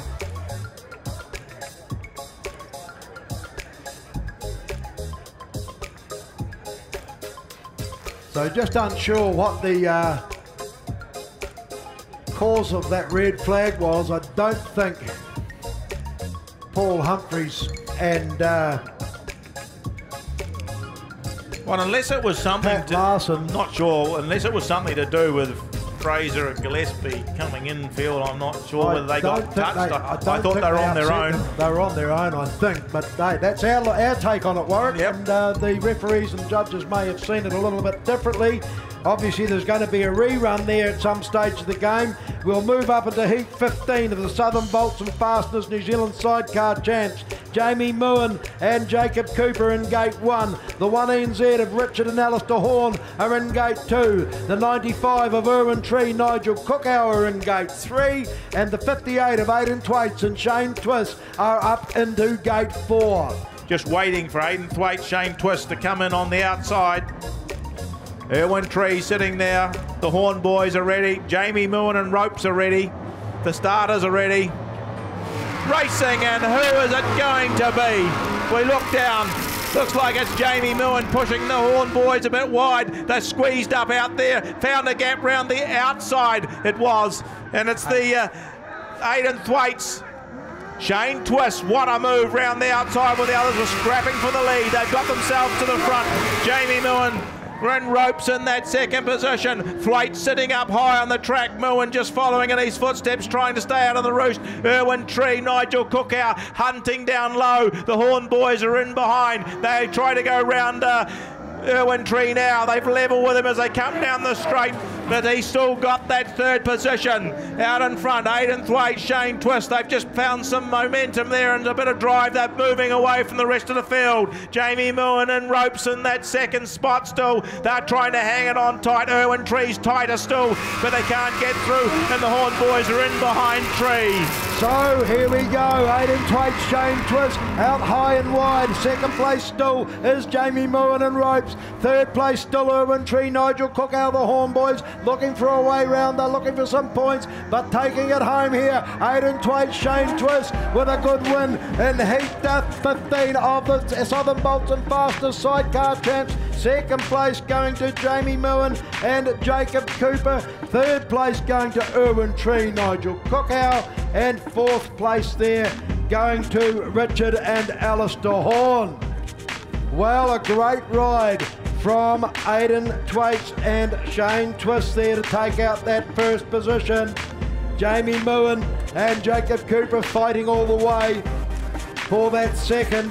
Erwin Tree, Nigel Cookhour coming under a bit of pressure from Richard and Alistair Horn, but managing to hold on to that third position. I just spotted a stopwatch. It says 74.58, so we'll take that as being the time. So the Southern Bolts and Fasteners New Zealand Sidecar Champs Heat 16 down on Gate 1, the 4K from Kihiki, David Gannon, Raymond George, and beside them the 16I of Jason Harper, Mark George, and beside them Sean Kerr, Robin Bull, and Glenn Murray and Plummer from Palmerston North. Tapes going away they go. Who gets the best of it? It looks like the 16 bike of Jason Harper, Mark George got a pretty good start up beside them. They've got Sean Kerr, Robin Bull down Glen Murray. Gone through. There's three gone through.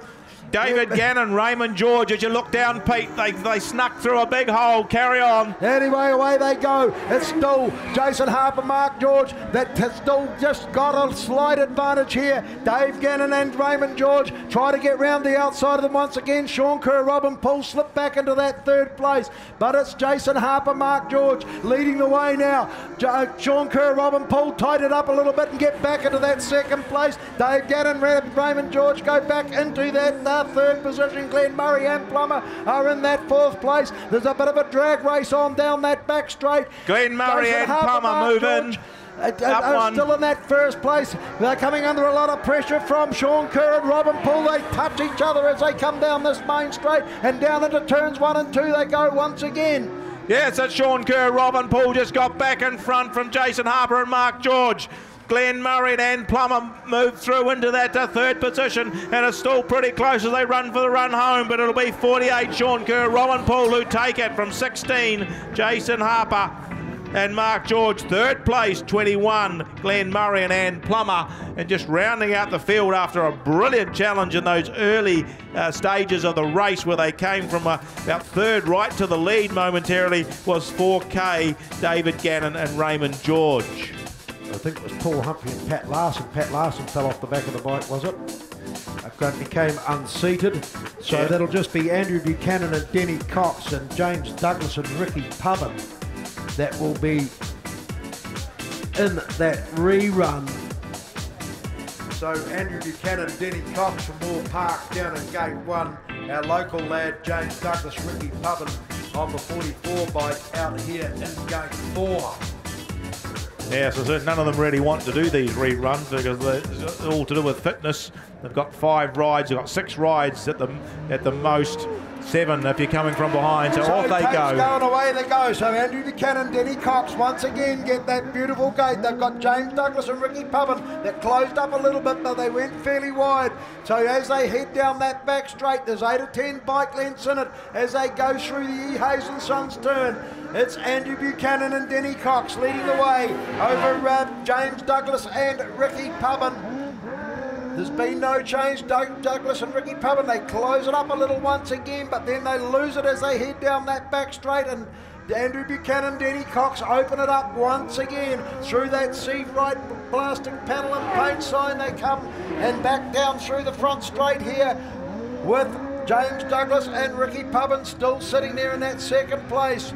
Well, they've just shown that they are the combination to beat here for this title. Although, as Andrew said in his interview, it all comes down to each race. You've got to take one at a time. They pick the white flag up as they go through. Having plenty of time to look at the track. They're just sitting out mid-track at the moment, just slowed up momentarily coming out of that turn. Just get down and do the business as they come into that Talking Heads turn for the last time.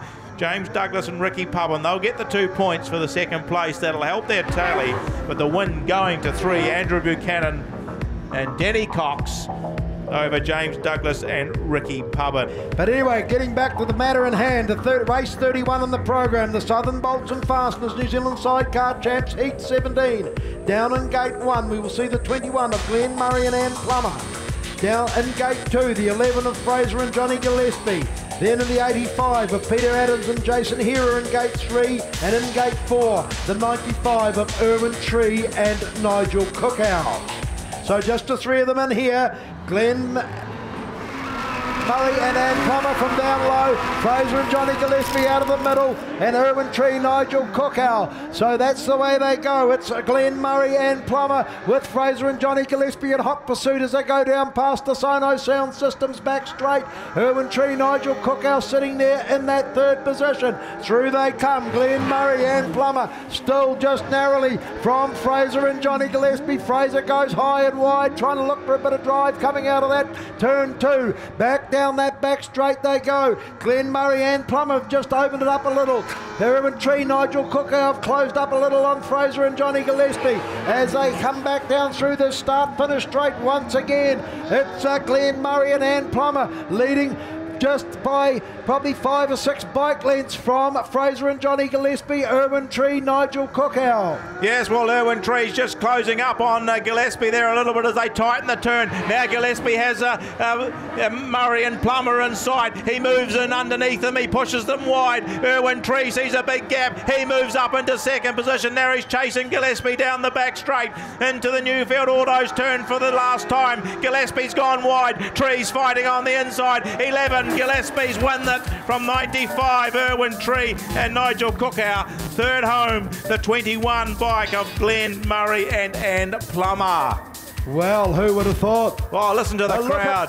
Oh. Camp Gillespie over the other side, cheering on the old-timer Fraser Gillespie. 76 getting a valuable 3 points there. 76.11 was the race time. 76.11 the race time for Fraser and Johnny Gillespie.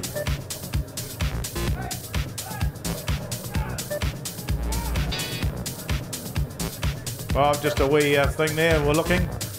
Yes, Denny Cox just not being zipped up completely.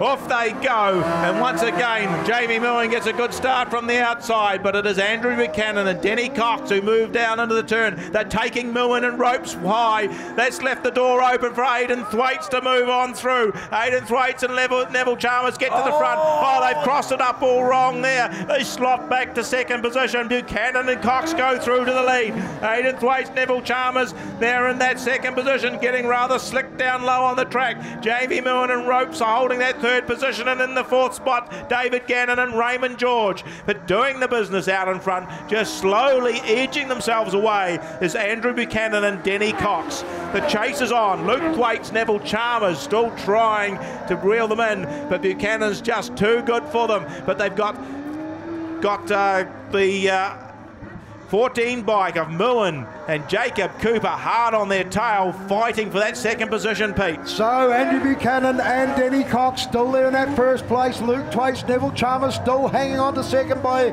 just a fraction from it. Jamie Millen and ropes as they head down that sandfly back straight for the final time. Andrew Buchanan, Denny Cox. Look at Jamie Millen trying to put the move on Luke Thwaites, Neville Chalmers. There's going to be a drag to the line, but Luke Thwaites and Neville Chalmers will take it.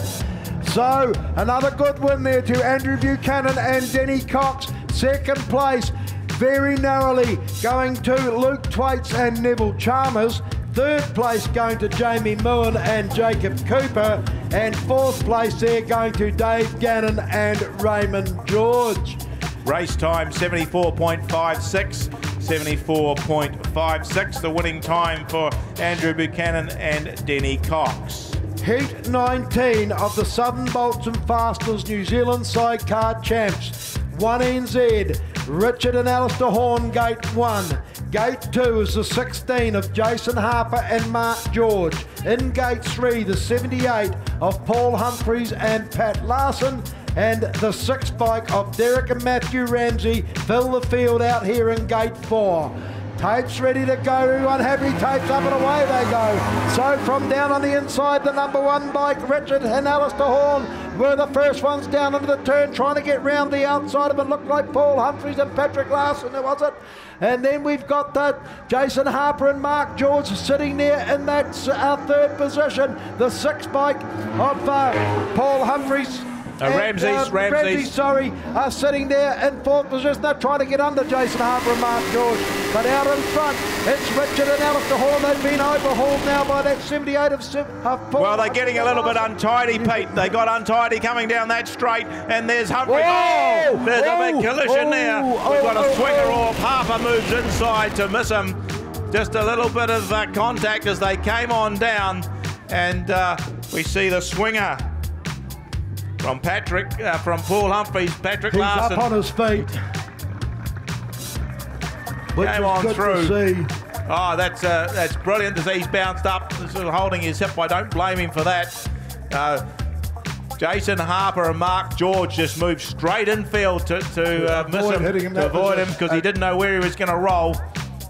Great bit of thinking from Jason Harper and Mark George to avoid a nasty bit of contact with that body lying on the track.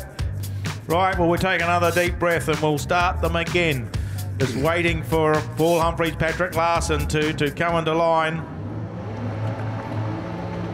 Off they go. Oh, the horns got pretty close to the tape down there. They didn't get such a good start this time. A wee bit of pushing on the Jason Harper and Mark George, and they move themselves through into the second place. Now they're challenging for the front of the lead, but they've had to back out a little bit as Humphreys and Larson just pull away. They go mid-track. Horns sitting down low. Cutting it tight too is the Ramseys on bike number 6. They're in that third position. Now they're pushing on Richard and Alistair Horn for the second spot. They get a little bit more drive out of that turn, pull up alongside. They get their nose underneath them as they come into the Newfield Autos turn. They look like they might pick up that second spot. They're forcing the horns wide. Jason Harper, Mark George still back there in that fourth position. When all this is going on, the leader, Paul Humphreys and Patrick Larson, are slowly pulling away. Now there's another challenge on for the second position as the horns try to come back on the Ramseys. They're both sticking tight on the pole line and they come out. The white flag, yours, Pete. So Paul Humphreys, Pat Larson with the comfortable lead. It's Paul Humphrey, Pat Larson that are coming under, Derek Ramsey, Matthew Ramsey coming under a bit of pressure now from the Horn brothers as they head down into turns 3 and 4 for the final time. Through they come. It's the 78 bike of Paul Humphreys and Pat Larson to take it. Second place goes to the Ramseys. Third place goes to the Horns. And fourth position there to Jason Harper and Mark George. Well, what a battle going on there for second and third. 77.21, 77.21 is the race time. The 78 bike was the victor over the 6 of Derek and Matthew Ramsey. Then the 1NZ bike of Richard and Alistair Horn, and Jason Harper and Mark George rounding out the field there in that fourth position. Well, the Southern Bolts and Fasteners Heat 20. We're starting to get down to the thin point of it now, Warwick, as they line up here. Aidan Twaite, Shane Twist, the 58 bike, gate 1. The 48 bike of Sean Kerr, Robin Poole, gate 2. The 44 bike of James Douglas and Ricky Pubbin are in gate 3. And Brad Sharp and Lance Jeffcoat in gate 4. So it's all the Oreti boys here lining up for the final heat. Heat 20 of the Southern Bolts and Fasteners New Zealand Sidecar Champs. Before we move into the final, this is Heat 20. Off they go as Brad Sharp, Lance Jeffco got a good start on the outside. Aidan Thwaite, Shane Twist move on the inside. They crowd them a little bit. They move them across the track, and it's Aidan Thwaite and Shane Twist who get to the front of the field. James Douglas, Ricky Pubbin, I think, are in the second position, just holding out a little bit wide. Then we go back to 48, Sean Kerr and Robin Poole in the third spot. Sharp's been rattled and shaken, and he's moved back to the tail of the field. But as they go down the back straight, there's a move from Douglas and Pubbin. They've got underneath Thwaites and Twist. They go to the lead, but they've drifted wide. Thwaites is out wide. The one that's holding it tight is Sean Kerr and Robin Poole. They get through to the second position.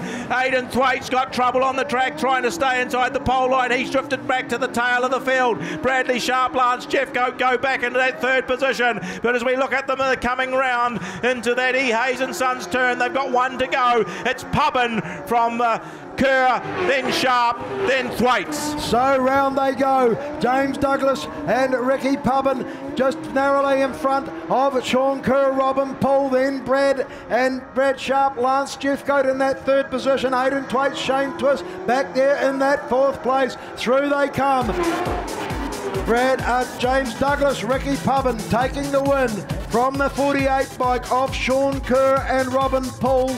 Third place going to Brad Sharp and Lance Jeffcoat, and Aidan Twaite and Shane Twist didn't get the run they wanted, and they ended up in fourth place. 74.53, 74.53 was the race time win for 44, James Douglas and Ricky Pubbin. At Hamner Holiday Homes, they pride themselves on offering accommodation solutions to suit almost any budget. Only a short 95 minutes from Christchurch, tucked away beneath the mountains, is Hamner Springs, a nature's wonderland. Whether you're looking for a home the whole family can enjoy, have a barbecue and let the children play free, or a quiet hideaway for two in a peaceful retreat, from the larger house to the small, Hamner Holiday Homes offer it all. HamnerHolidayHomes.com. Book now. At Mag and Turbo, we're not just a mag wheel shop, we're a supermarket for tyres. Street, track or economy, we have a performance tyre to suit your driving and your budget. 17-inch tyres from $119, 18-inch tyres from $139 and 19-inch tyres from $179. When you buy tyres off us, you get one of these. Free tyre rotation, puncture repairs and alignment checks for the life of the tyres. If you need performance tyres, give us a call. 0800 MAGS for you. Hi, I'm Scott Williamson and welcome to X Factor Cars. Family owned and operated with 2 locations, Invercargill and Cromwell.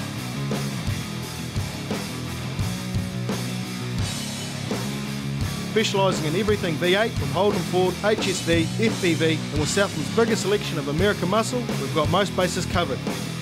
You only live once, but if you do it right, once is enough. Get the X Factor.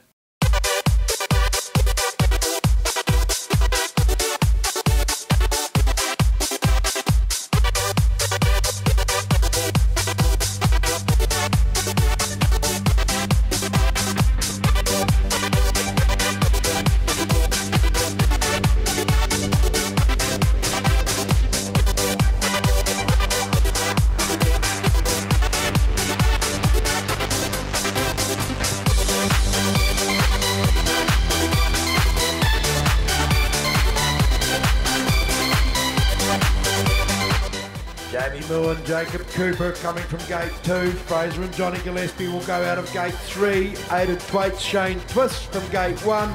Luke Thwaites, Neville Chalmers from gate 4. This is going to be a race of races, I would imagine. There's only one of these guys who are going to be able to get through into the Southern Bolts and Fasteners final. So it'll be all on. Everyone will be wanting to gain that spot. Hang on, we've got Aidan Thwaites just having a little issue down there on the line.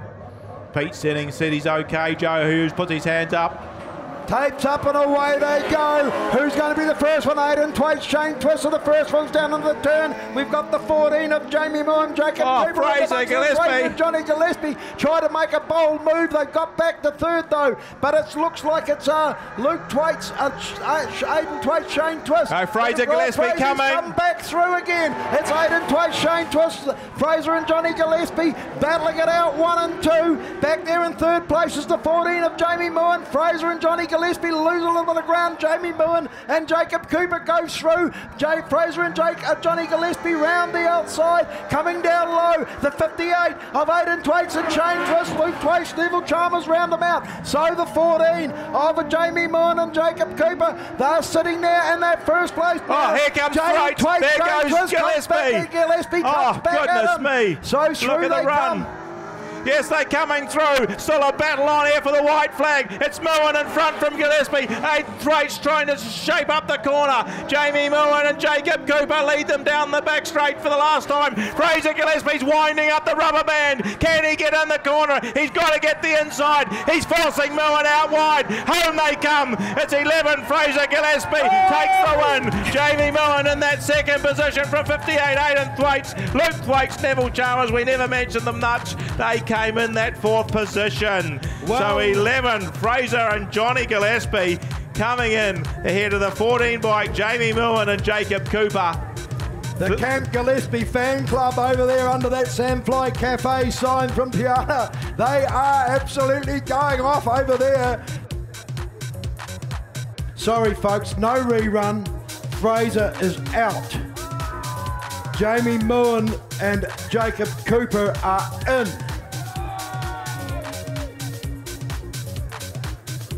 I know it leaves a little bit of a bad taste in your mouth, but that is what the officials have decided because of the result of the protest. So Fraser and Johnny Gillespie go out and the 14 of Jamie Moen and Jacob Cooper go in.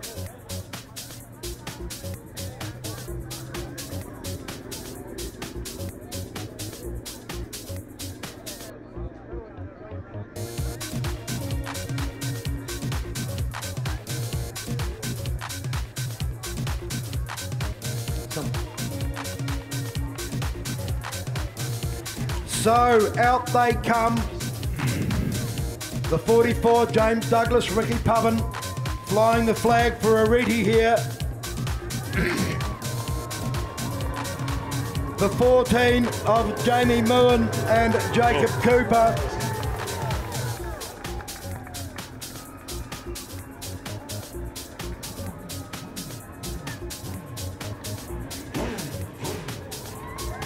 The 3 NZ of Andrew Buchanan and Denny Cox. And the 78 of Paul Humphrey and Pat Larson. Southern Bolts and Fasteners New Zealand Sidecar Champs final coming up any moment now as these guys make their way around the track, take up their gate positions. It looks like the 78 of Paul Humphreys, Pat Larson are going to be in gate 1. Gate 3, it looks like it's going to be the 44 of James Douglas and Ricky Pubbin. It looks like the 14 of Jamie Moon and Jacob Cooper will be in that gate 4. Andrew Buchanan and Denny Cox will take gate 2. So, well, this is it, Pete. This is it. Southern Bolts and Fasteners New Zealand Sidecar Championship. This is it for the title. This is the final. The winner of this takes all. Tapes up, they're underway. James Douglas and Ricky Pubbin got away, not bad, but it's Andrew Buchanan and Denny Cox once again that are down there with Paul Humphrey and Pat Larson in that second place. For third place is James Douglas, Ricky Pubbin and Jamie Merlin and Jacob Cooper are out there in fourth position. Look at the Humphreys fighting through here. They get in front of Andrew Buchanan and Denny Cox as they head down into turn. There's an incident there. It's track conditions, Pete. The track has gone off. You can see the bike sliding around. So up into second place now is... there's a red flag. They've stopped it. They've stopped it. Buchanan and Denny Cox were being overhauled there by Paul Humphrey and Pat Larson. Well, they got a bit sideways down there in turn 2. They were fairly close together. Well, they got sideways round there, didn't they? They did get sideways. It's a fairly slick track. The track slipped off while we've been waiting for the outcome of this protest. The track has gone off a little. Yes, both units, all units were getting sideways there. The front 2, they were changing positions. Oh, how gutting! Andy Buchanan and Denny Cox have been shown the gate. Oh, goodness me. So, I wouldn't have thought there was much in it. There was less. There was nothing in that. When you go back and look at that reportage with what happened with Fraser Gillespie and Jamie Moen, the decisions are starting to get a bit ludicrous. I'm sorry. It started to gut me a little. Well, just put it into perspective. I think we saw that reportage overturned, and yet all through the meeting we've seen some incidences there that have been just as bad, if not worse, Pete, and no one protested those, and they just went on as just racing. And boy, if these guys were racing in Aussie, well, so never mind. I don't. So James Douglas, Ricky Pubbin looking for a bit more fuel. Jamie Moore and Jacob Cooper look like they were okay. Paul Humphreys, Pat Larson sitting there. Well, this might play into Jamie Moore and Jacob Cooper's hands because they didn't get away from the start, Pete, did they? They got it wrong. They were left for dead, and we'll see what happens, how they manage this time. So it's a Oreti bike sitting down there. James Douglas, Ricky Pubbin on 44. Paul Humphreys, Patrick Larson. And Jamie Moon and Jacob Cooper. 2 minutes have been called. So they've got 2 minutes to get underway.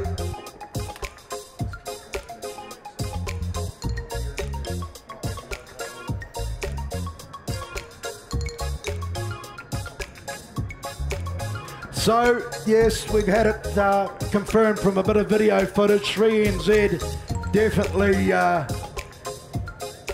was a fairly good charge into the side of the 78. So once again they line up, Warwick. Paul Humphrey, Pat Larson, James Douglas, Ricky Pubbin, Jamie Moon, Jacob Cooper, tapes up, away they go. This time it's James Douglas, Ricky Pubbin that get the best of it. They come out and lead them down that back straight for the first time. In second place is Paul Humphreys, Pat Larson, Jamie Moore and Jacob Cooper sitting there in that second position. James Douglas and Ricky Pubbin are down into the seed right turn once again. They look to have good control of the bike this time as they head down past the Extreme Cast back straight and down into the ILT Foundation turn. The Ramseys are still there in second place. Humphreys, in second place, and Jamie Moore and Jacob Cooper still there in third. Well, the they're sitting out. Come out. Yep, they're sitting out a little bit wider, Pete. They're just getting the bike on that dirt. They don't want to slick it up or do anything silly. They've got a comfortable lead now. James Douglas, Ricky Pubbin, they're picking up the white flag. Just 1 lap to go. They've pulled away from Paul Humphreys and Patrick Larson, who got that second position, and Jamie Moore and Jacob Cooper back there in third. Down into the South Coast Customs turn for the last time. Here they come. Get on your feet, Oreti Park. James Douglas, Ricky Pubbin, New Zealand champions. Oh, put your hands together, folks. It's taken 40 years. It's taken 40 years. And finally, Oreti Park Speedway can claim the New Zealand title. #1 in New Zealand, James Douglas, Ricky Pubbin. You bloody beauties. Second place, Paul Humphreys and Patrick Larson. Third place going to Jamie Moore and Jacob Cooper. I tell you what, there's going to be a shindig in the town tonight. James Douglas and Ricky Pubbin come to receive their 1NZ bibs. Warwick will go down and give them the on-track interview. Congratulations, boys. I take my hat off to you. You've raced hard and well all day, and they have brought it on home.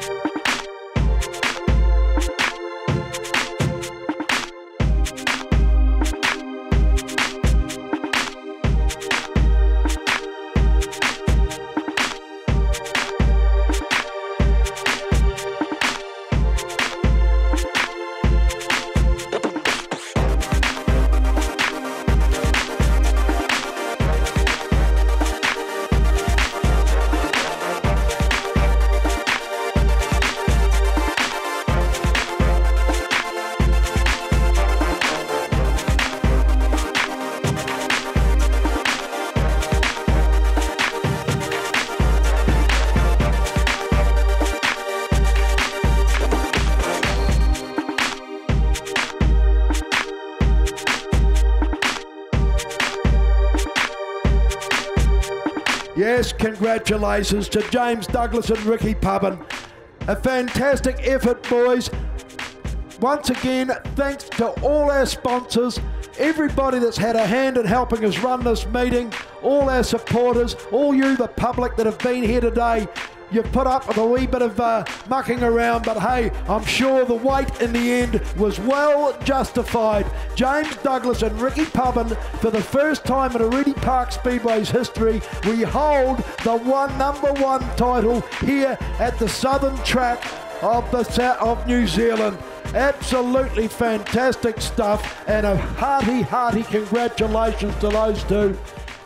Okay, folks, here we go. But of course, it is the new 3NZ. It is Jamie Muin. Now, Jamie, not an easy road coming into this final.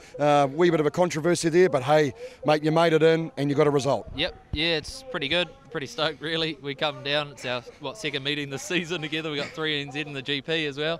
So yeah, pretty stoked. Tell us, I mean, you say you're pretty stoked, but what do you truly feel? I mean, you've come a long way to be a part of this New Zealand title. You're up against some bloody good bikes. I mean, obviously there's 45 or 44 other bikes, mate.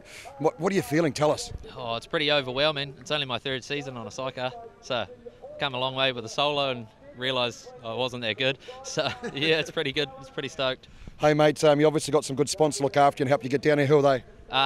Highway Engineering. A big, massive thanks to Elite CNC. Ropes for jumping on the back, my dad for driving down with me, and just everyone else that helps us out on the sides. Partner Sam, once again Ropes.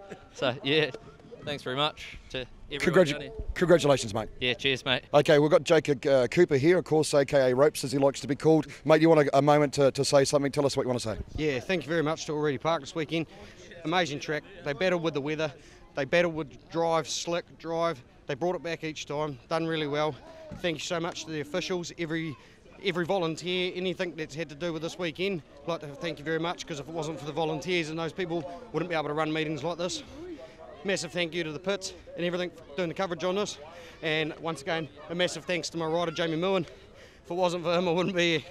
Thank you very much. 2NZ, you still must be stoked with that. Yeah, I'm wrapped. Yeah, couldn't be over the moon. I mean, we had a DNF with Patrick coming off twice. One DNF and one rerun with the swinger coming off twice. So really lucky. We had to gain some more extra points just to get into the final. So yeah, one of 3 bikes to make it straight through into the final in the end.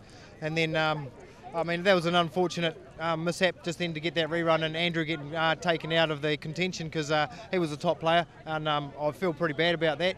But hey, it was a slick track and he was coming in hot and had no way to go. He obviously took us out. So.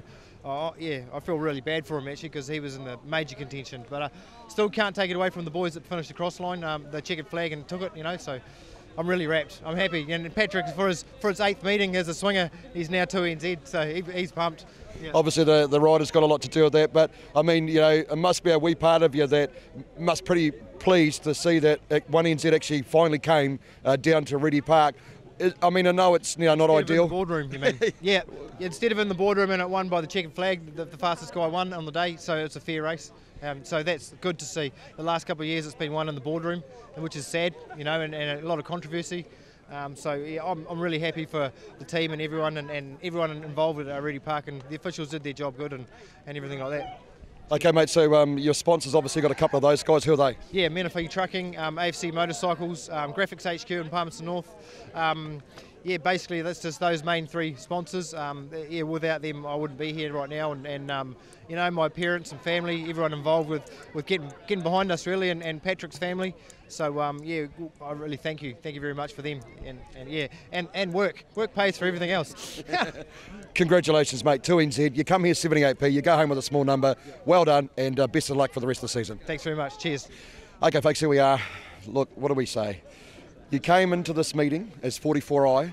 You're now walking out as 1NZ. Never before done at Oreti Park Speedway. How do you feel, JD? Yeah, bloody unreal. Speechless, really. Old man died about 10 years ago, and I just want to dedicate this win to him. He'd be very, very proud. Mate, you should be proud of your achievements that both you boys have done. Let's be honest, last weekend, old butt crack boy here ripped a hole in his butt, and of course, he's bounced back and he's fronted up for you and done a job too. Obviously, a lot of people that's helped you out. Anybody you want to thank while you got the opportunity to, bud? Yeah, especially I'd like to thank Craig and Harley. They've done an awesome job in the pits this weekend. They've done everything. We haven't needed to do a thing, so massive thanks to those guys. They've bloody done us. Yeah, they've helped us out big time. Okay, Ricky, mate, we were speaking last week and things weren't looking so good for you. All of a sudden, you're wearing the 1NZ. Mate, how do you feel? All of a sudden, I'm speechless. Yeah, no wildest dreams, just nothing. I can't appreciate it anymore. Don't even know I got stitches there. So I'd say there'll be a few spirits and terps drinking tonight, will there be? Yeah, there'll be heaps of everything, I'd imagine. Okay, you got some good sponsors, mate. Who looks after you on the bike, JD? Gary, South Coast Customs over in Aussie, Perium Hedge Cutting, massive thanks to them. Extreme Karts, Jason Clark helped me do my engine this week, a few late nights. Royal Transport, Winton Motorcycles. Southern Bricklaying and Plastering, an eye for design. And Creation Signs, Aero Upholstery, yes, everyone that's helped us out. Definitely. So tell us, Oreti Park themselves, a track, local knowledge obviously played a big part for you? Yeah, I guess it did. It was pretty even playing fields on the track today the way it was, but started off real good but just went black, but that's all right. Yeah, I guess it does. So yeah, it was pretty good to make the final in the end there. Didn't think we were going to. Okay, on behalf of everybody here and at the Pits TV, congratulations, you are 1NZ. Cheers, thanks very much, Jason. Up the way they go. This time it's James Douglas, Ricky Pubbin that get the best of it. They come out and lead them down that back straight for the first time. In second place is Paul Humphries, Pat Larson, Jamie Moore and Jacob Cooper sitting there in that second position. James Douglas and Ricky Pubbin are down into the Seabright turn once again. They look to have good control of the bike this time as they head down past the Extreme Cars back straight and down into the ILT Foundation turn. The Ramseys are still there in second place. Humphries, sorry, in second place, and Jamie Moore and Jacob Cooper still there in third. Well, they're sitting out. Come out. Yep, they're sitting out a little bit wider, Pete. They're just getting the bike on that dirt. They don't want to slick it up or do anything silly. They've got a comfortable lead now. James Douglas, Ricky Pubbin, they're picking up the white flag just for one lap to go. They've pulled away from Paul Humphries and Patrick Larson. They've got that second position, and Jamie Moore and Jacob Cooper back there in third. Down into the South Coast Customs turn for the last time. Here they come. Get on your feet, Oreti Park. James Douglas, Ricky Pubbin, New Zealand champion. Oh, put your hands together, folks. It's taken 40 years. It's taken 40 years. And there's Humphries. Oh, there's a big collision there. We've got a swinger off. Harper moves inside to miss him. Nothing there on the track. And it's Humphries and Patrick Larson who've got themselves in the front. They're trying to pull the bike round. Running round the outside, high and wide, is the 44 of James Douglas and Ricky Pubbin. But they've gone in there as well. Hello, we've lost a swinger. Humphries has lost his swinger. Fraser Gillespie couldn't hold on to it coming out of that turn. He's on the infield.